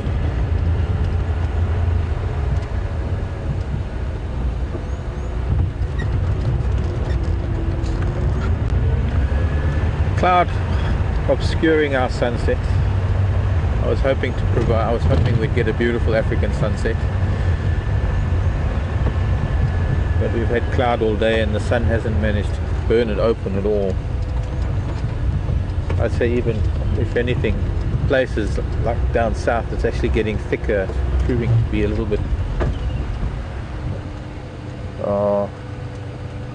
that looks like this elephant family have gone on to Torchwood. There's an elephant track here about that big. It must be a fairly newborn, but they seem to have gone up into Torchwood.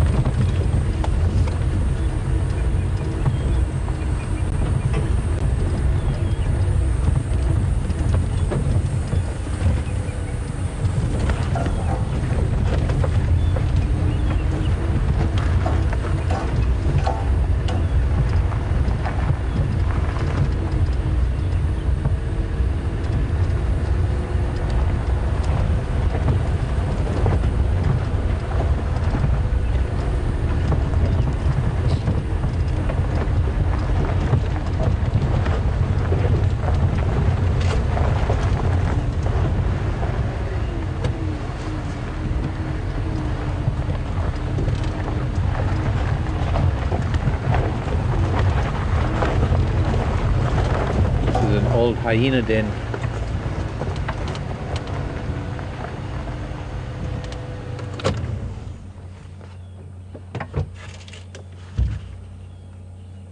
I think when I first started here, when I was first here in 2008 December, it was an active den. Our local clan was living in here. It's changed shape somewhat, I suppose, from the heavy rains over the last couple of years. Still some bones at the entrance. There's a long bone in the vertebra. I'm thinking maybe impala for that long bone. One of the smaller antelope, well, an antelope.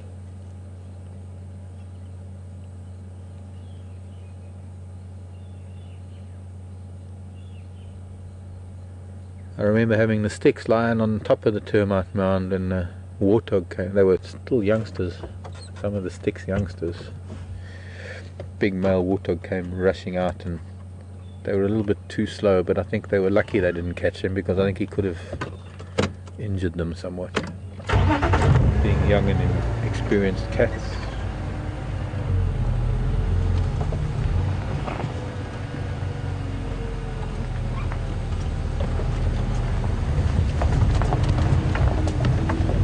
Doesn't look like much going on there now. Probably occupied by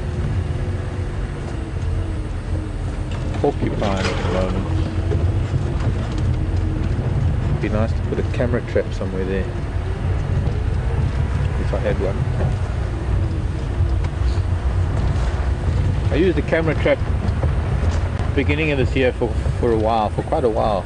Earlier on in the year, not really the beginning, but yes, earlier on this year. Well, it was the end of summer, really, going into winter. A friend of mine, Clint, has a camera trap that he's busy using at his place at the moment. Nice story about that from yesterday. But I had everything coming past my house. The weirdest thing is that leopard walked past that camera, I don't know how many times before it actually took a photograph of the leopard. And every time lion came by, for some reason, it didn't work. There was one night I got a hyena at about 2 o'clock in the morning, and somewhere between 2 o'clock in the morning and daybreak, lion walked past, two big males, and then just after daybreak, the duiker that lives around my house walked past and triggered the camera. So I don't know why the lion didn't trigger it. Maybe they had an invisibility cloak.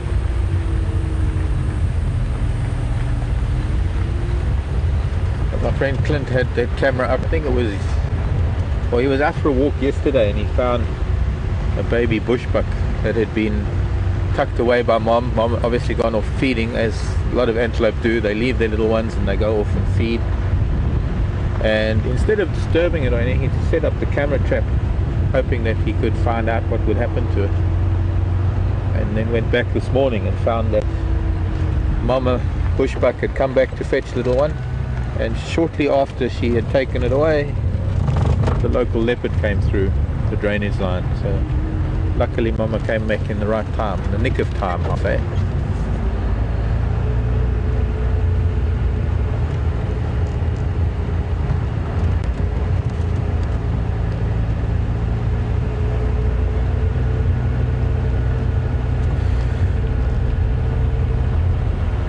Boys, little bachelor group of impala. At least there's some animals out at the moment. 2 of them half-heartedly sparring.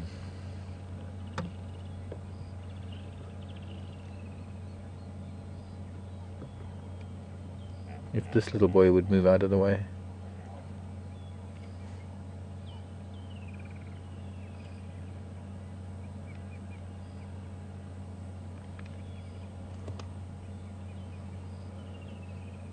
Or maybe I better move. We can see a little bit of that. Look like 2 two-year-olds, babe, maybe. This is a 1-year-old standing in front of them.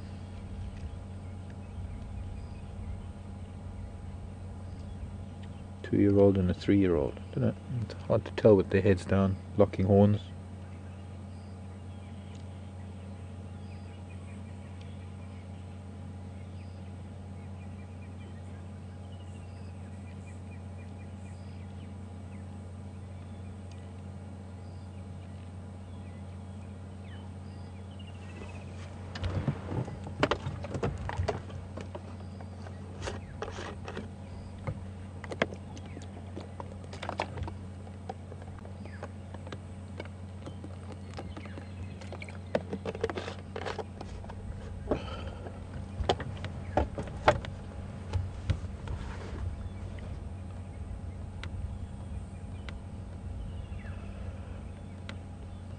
practice for next year, April, May, when they come into the rut, when they start doing this for real, when the horn clashes become pretty serious and they need to vie for the attentions of the female herds, or rather the ownership of the female herds.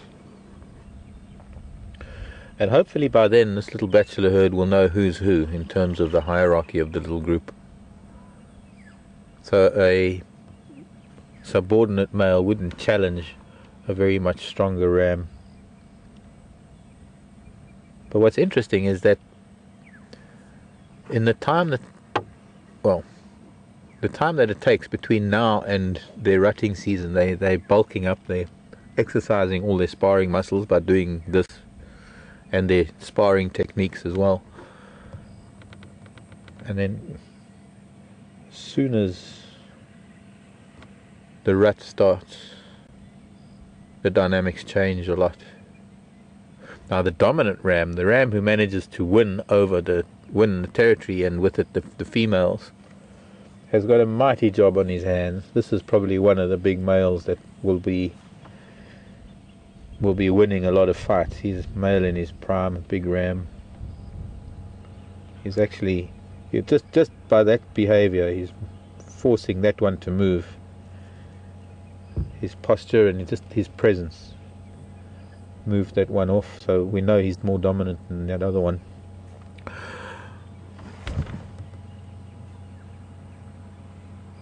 But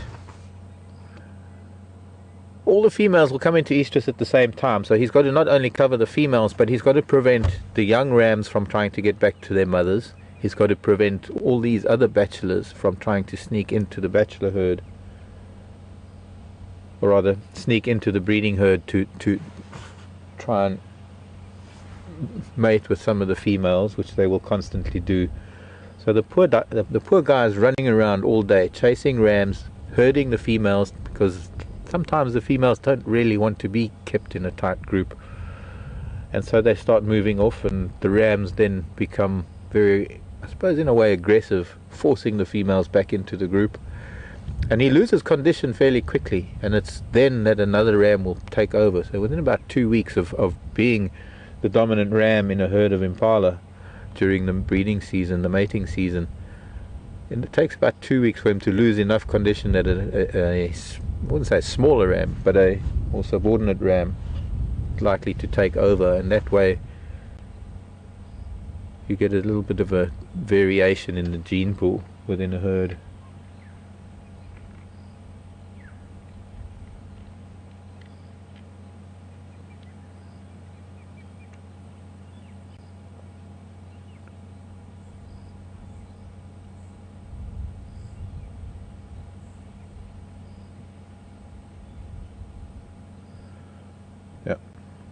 So the one that's walking away now dropped his head in acquiescence and walked away. There's a blacksmith lapwing on the ground with them, probably capitalizing on insects that are being scared up by the feet of the impala.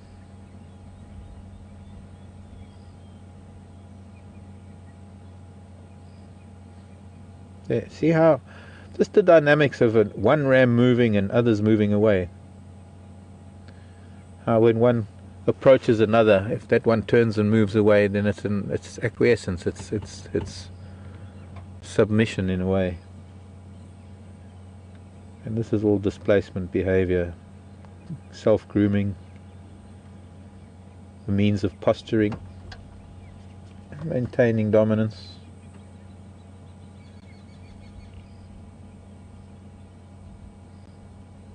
And then back to grazing. Let's continue. Bye boys, mind the cats if you see any.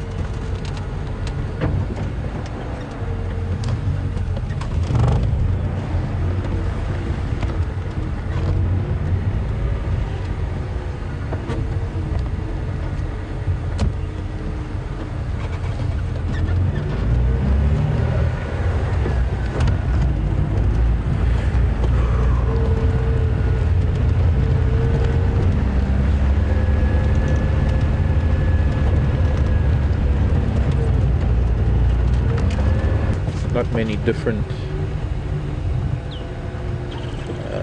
different sounds for the vowels. There's only sort of one sound for each for the vowel, so it's fairly easy to follow.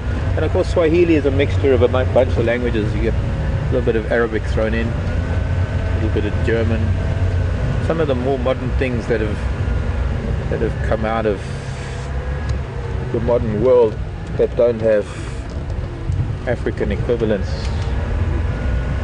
in the Bantu languages, that at least have been substituted with either German, because places like East Africa, Tanzania was a German colony at one point. I used to speak Hebrew pretty well. Had a bit of a reminder recently with Nadav and Elan here, because Elan is a Sabra, he was born in Israel and speaks Hebrew fluently. So a lot of it was coming back to me. I should speak it a lot better. My sister is in Israel. What else? Zulu I can understand quite well. I don't speak it very well, but I do speak a bit of Zulu. And I suppose I speak a couple of other languages in the kind of northern Sotho, Setswana. When I was living in Botswana, my Setswana was a lot better than it is now. I haven't used Setswana, so I've forgotten it.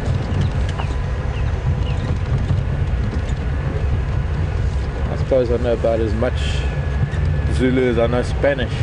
Maybe a bit more Zulu.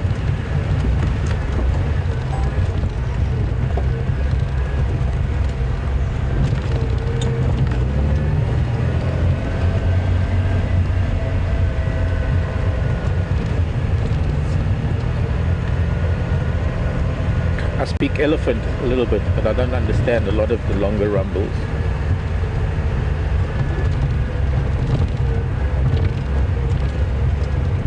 Hard to translate elephant. There's no dictionary or app.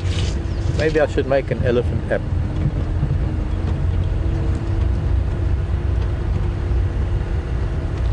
Oh, it's South Dakota. Thanks, Hal. South Dakota. Why did I think Michigan? Can't think of anything in Michigan that could have the name Rapid in it at all. There's something Rapids in Ohio. So, South Dakota, up in the Midwest, other side of Illinois. South of North Dakota. That's a hard one to remember. Where's South Dakota? South of North Dakota.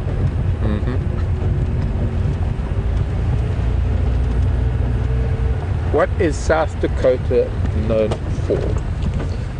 If places like North Carolina is the Tar Heel state, and what is South Dakota? What is it? What kind of state is? That's a question for you, Hal. Miami is what? The Sunshine State, or was that California? Not Miami, I mean Florida.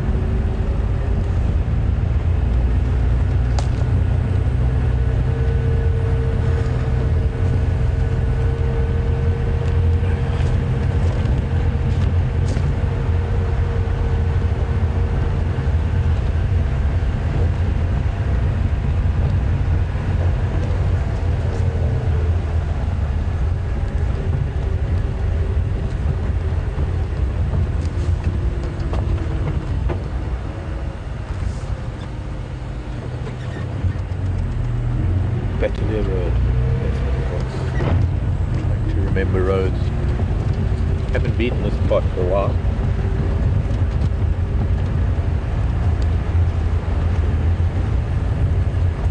Lovely, quiet afternoon drive. Pity, Saturday afternoon. It'd be nice to have had a very active drive. But it's the weather. Babblers babbling. Shattering the quiet with their wonderful song. I'm going to see them, but flying away now. Arrow marked babblers babbling, having lots to say. say about their day.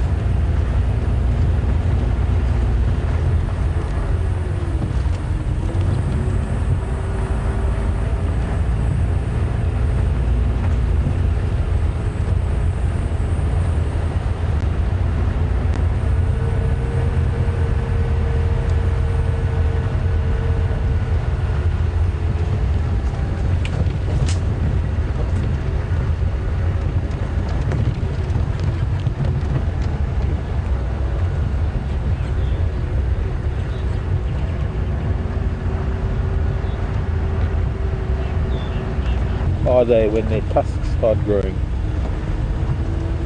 Well, in the first year or two they have baby teeth tusks. The tusks of an elephant are essentially the incisors, as opposed to the tusks of the pig family, which are the canines. But when an elephant is born, its incisors start growing pretty much, if not born with them growing already. However, they don't protrude from the jaw or the lip as yet. They're known as tushes, T-U-S-H. And it's not pronounced tush. It's a tush.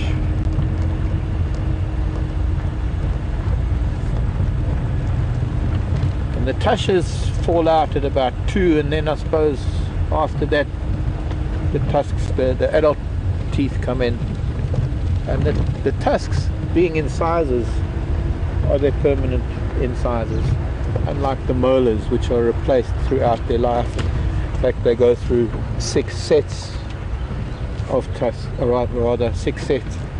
Scratch that, jury will disregard that statement. 6 sets of molars. They go through 6 sets of chewing teeth, cheek teeth, in their lifetime. And the tusks are permanent. Not all elephants are gifted with the genes for tusks or for long tusks. There's some elephants who appear to be tuskless. They might have just the stubs of their incisors there, but they might just not protrude from the upper lip. Sometimes they might break off, sometimes they might lose them. Sometimes you get one tusked elephant, as we had on our way into work this morning. Big one tusker in Must. I thought at first he was the one tusker that I have experienced back home, but his tusk was different and his ears were different. I should have gone on that other road. Doesn't matter. I know there's something I can show you on this road. Because this morning I was talking about elephants and how they farm with trees and how important they are to the survival of trees and the bushveld, and how the bushveld is primarily regenerated through the efforts of elephants, and how they can actually harvest and farm different species of trees depending on how they utilize them and what they need from them. And the one species of tree that we get here that is heavily utilized by elephant, and in fact so much so that the growth pattern of this tree has changed somewhat because of the way elephants feed on it, and that's the round-leaf teak, Pterocarpus rotundifolia, which is fed on in a certain way to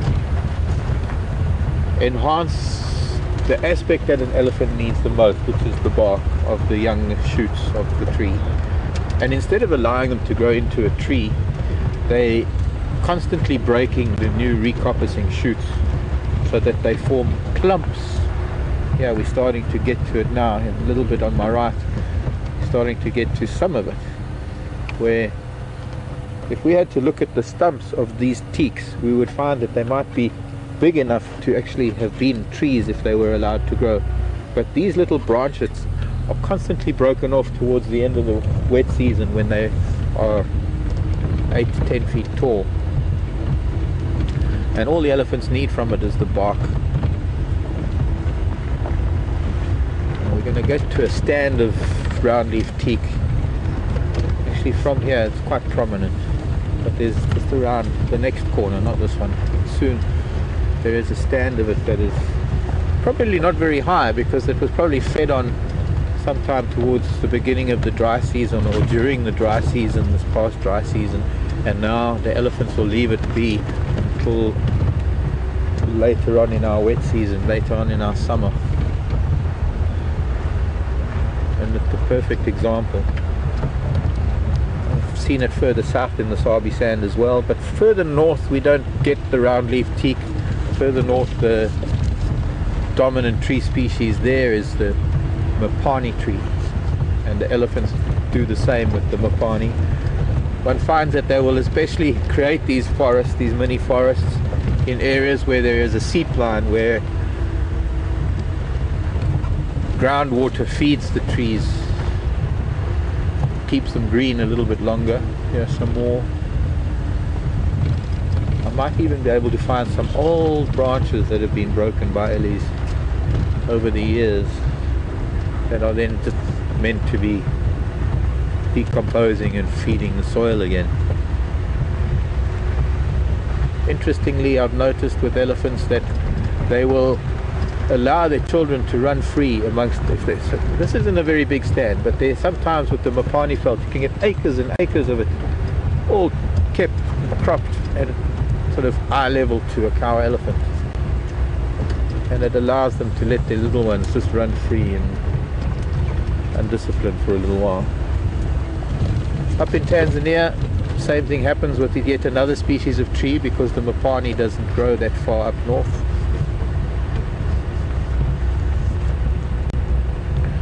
And I would imagine that there are other tree species that are farmed in a similar way by elephants in other areas. Oops.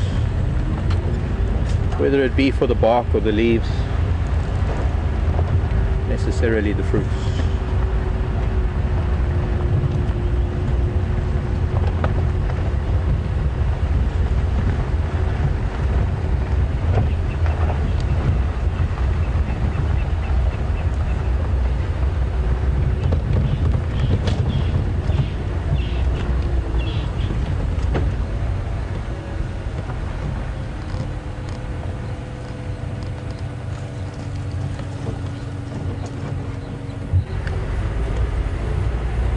Plant or an animal? Bully in Louisiana.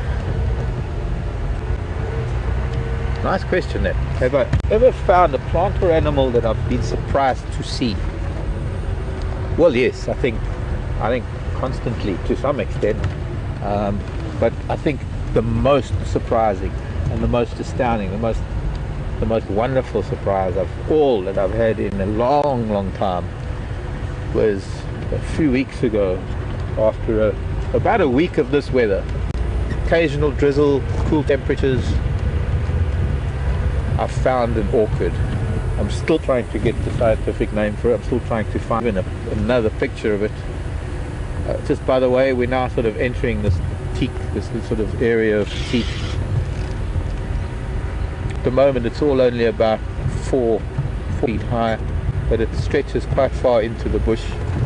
And this is all going to be at least 8 foot tall by the end of the summer months. And once they're going to come by and start picking them, these little stems, these little branches, picking them at the base, bark off.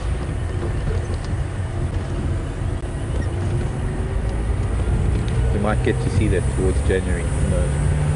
From here, it's quite an extensive area. Obviously, there are other trees amongst all of the teak, but it's, well, for me, it's an interesting concept. Anyways, Billy, I found an orchid, and for years, in fact, for 30 years or more, 40 years, 30 years, I have believed that we are a very, this particular area, maybe not so much the Sabi Sand, but where I am, it's at home in the Djuma, it's a much drier region. It's sort of maybe half the annual rainfall that you get here in the Sabi Sand. And the last thing I would have expected was to find a terrestrial orchid, because we do get the 2 subspecies of epiphytic orchids that grow on other trees, and they use the dead and dying bark of other trees as not only support, but they do derive nutrients from it. They're not a parasitic plant, so they don't injure the tree, they don't affect the sap of the tree, so the tree doesn't develop a gall the way it does as with mistletoe, which is a parasitic, hemiparasitic, semi-parasitic plant. So yes, that was probably about the most surprising thing I've seen lately. But yeah, I think there was another one, was probably the beginning of the summer months, during spring, probably about September, October. I was with some friends, it had been raining, and I found an East tiger snake. And it's not that I was surprised to see it, because they do occur, but they're just not seen very often. When did we see that vine snake? It was yesterday. No, day before. Day before yesterday, immediately after shutting down. It was dark, there was a huge snake in the road, and just the way it was moving, and then because of the darkness, I thought it might have been a juvenile python, a little python, a hatchling python, but it turned out to be the biggest vine snake I've ever seen in my life. A vine snake is a magnificent snake, probably about one of our most venomous snakes. So yeah, sometimes the surprise of coming around the bend and seeing a lion or a leopard in the road is I don't know if you mean, if your question is in that line, whether you mean it in that sense. Oh, oops.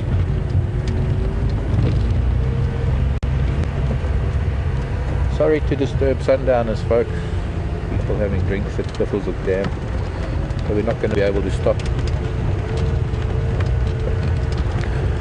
But because nature is so vast and so wonderful, there's always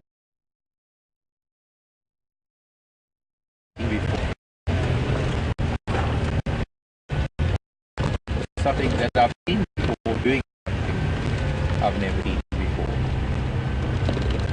That, I think, is one of the driving forces about being a naturalist and having the passion that I do. I'd love to sort of stop to see the hippo maybe waking up, but I'm not going to, because there are people that are busy with their evening sundowner ritual.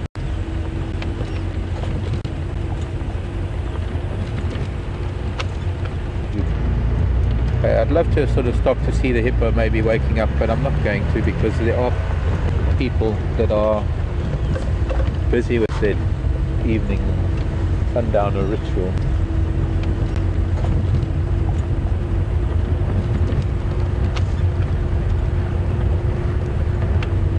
You can never see it all. You can never learn it all. And even the things that you do see and the things that you do learn,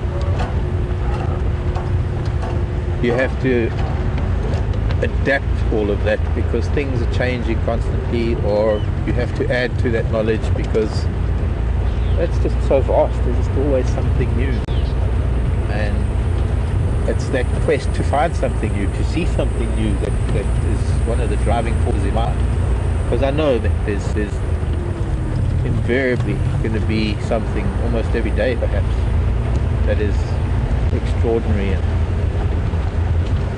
interesting or just phenomenal.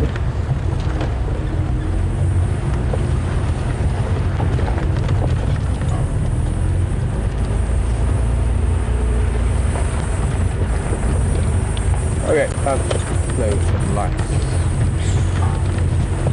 And then there was daylight.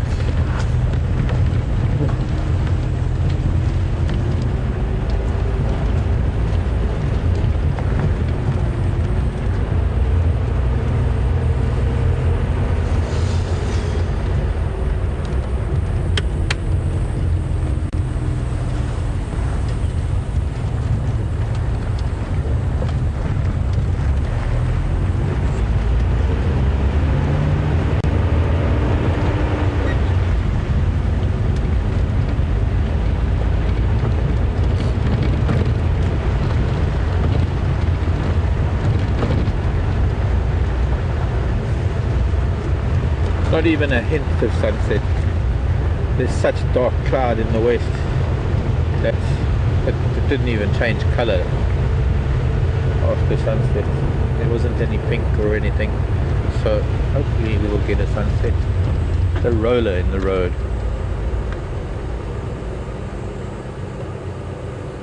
Yeah, don't want to put too much light on it. Still got to fly home. Probably catching the last few insects for the day. Lilac-breasted roller. LBR.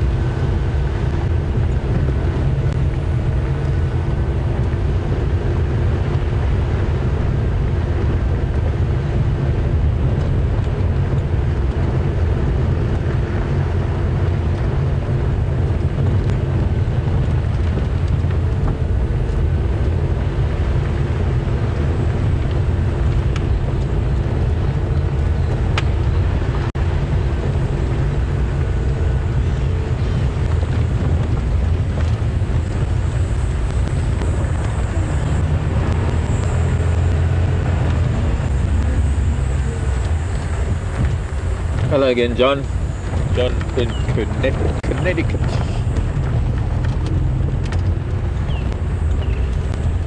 John's asking if, or rather, which is more dangerous.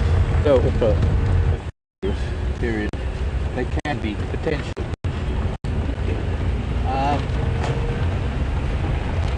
I don't know if I could qualify that because both of them can be buffalo in a big breeding herd. So I guess I should start the answer with it depends, as I usually do. Buffalo in their big breeding herd that we saw the other day, or EFT, are not necessarily. They tend to like the big really bunch of cows move around and mew and eat grass. I suppose the closest to being. But unless they physically threaten, they maybe lion would threaten them by trying to take out for an injured individual, protective over their calves and their individuals, and they were threatened. In the big breeding herd,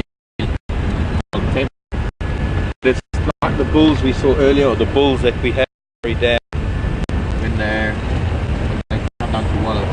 Those bulls be a little takeout for an injured individual and protective over their calves and their individuals, and they were threatened in the big breeding herd. It's like the bulls we saw earlier, or the bulls that we had every day when they come down to water. Those bulls be a little temperamental, and maybe not when they're in a group as much as if they're solitary. When they're solitary, they're pretty nervous because they don't have mates around them to help them with danger. And I suppose another aspect to the whole thing is depending on the circumstances. Since buffalo, unfortunately, I don't really to bring up the subject thing, but they are cunning, they are sly, they are extremely dangerous if they're being hunted. And if they're in defense of it, are not hunters if they get.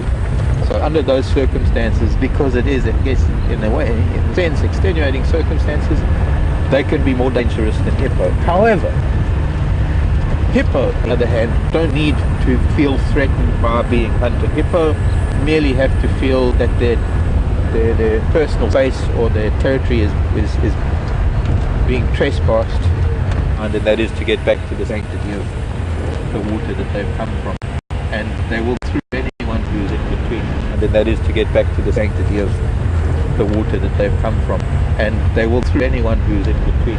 But even in the water, hippo can be very aggressive within their territories, as many people on boats or kayaks have found. There is a theory, there are murmurs that hippo tend to kill more people than any other mammal in Africa. I don't know how true it is. Just that they are quite temperamental. I don't know, John, if that answers your question. I don't know if it even comes close to answering the question. But it's not really something that one can say for certainty that one is more dangerous than the other. I think one just has to respect them both for the size and potential that are potentially lethal. And one has to avoid getting into circumstances that is liable to lead them to have to defend themselves. You know, in many cases in nature, attack is the best form of defense, and they often resort to that, especially if the immediate personal space has been invaded. Cows and calves, hippo cows and hippo calves, buffalo cows and buffalo calves. Maternal instinct is very strong. I suppose I should have had this. What time up? Oh, 3 minutes. Yeah, well, another time.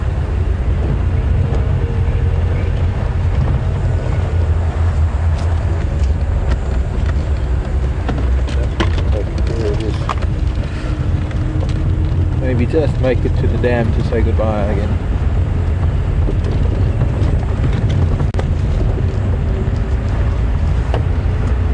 That's not to say that every time you see buffalo, or if every time there is a buffalo on its own or a hippo out of the water, it's not to say that every time they are going to be dangerous. It's not to say that every time one encounters them that it's a potentially life-threatening situation. We've got to remember that we are talking about living, breathing, feeling, thinking beings that have moods, that have interactions with their environment 1,000 times a day, and many different things that are happening in their territory, in their environment, to them as individuals. And so they have moods, they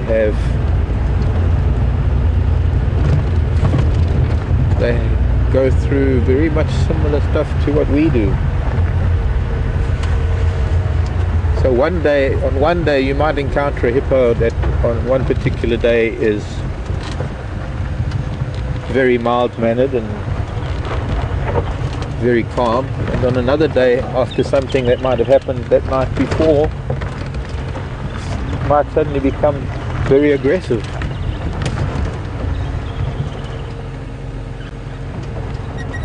So it comes back to the same old, same old. It's a behavioral thing. And, oops, sorry, Dukop. And being a behavioral thing, there isn't a set rule as to how things do behave.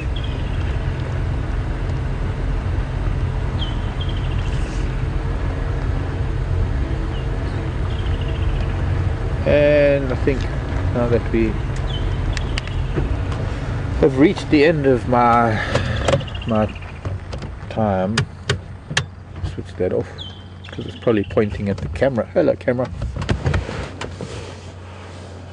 The time has come to say goodbye, and I hope you're going to enjoy your weekend. I hope you're going to have a wonderful time. I think Scott will be with you tomorrow. I'm going to be working on the jigger. I've got a chap coming in to check on the electronics of the jigger, because I think that's the main issue. That is the main problem that we have with it at the moment, beyond my expertise, and I'm going to be helping, and hopefully we can get the jigger up and running and it'll be out with us tomorrow evening. But failing that, I'll see you then on Monday. But thank you for joining me. I want to thank you for the questions that you've sent in and the interactions that we have. Keep the questions coming. It's really great to have that. It's wonderful to discuss these things. I guess my beetle that has been with me all day today will stick around for another day, that I can explain to you some things about a dung beetle. So stay tuned, I guess. From Jason behind camera, Alex and Alex in final control. My name is Mark, and you've been with us here at Djuma Game Reserve on Wild Earth. Bye everybody. # Safari Live, questions at WildEarthTV. Bye.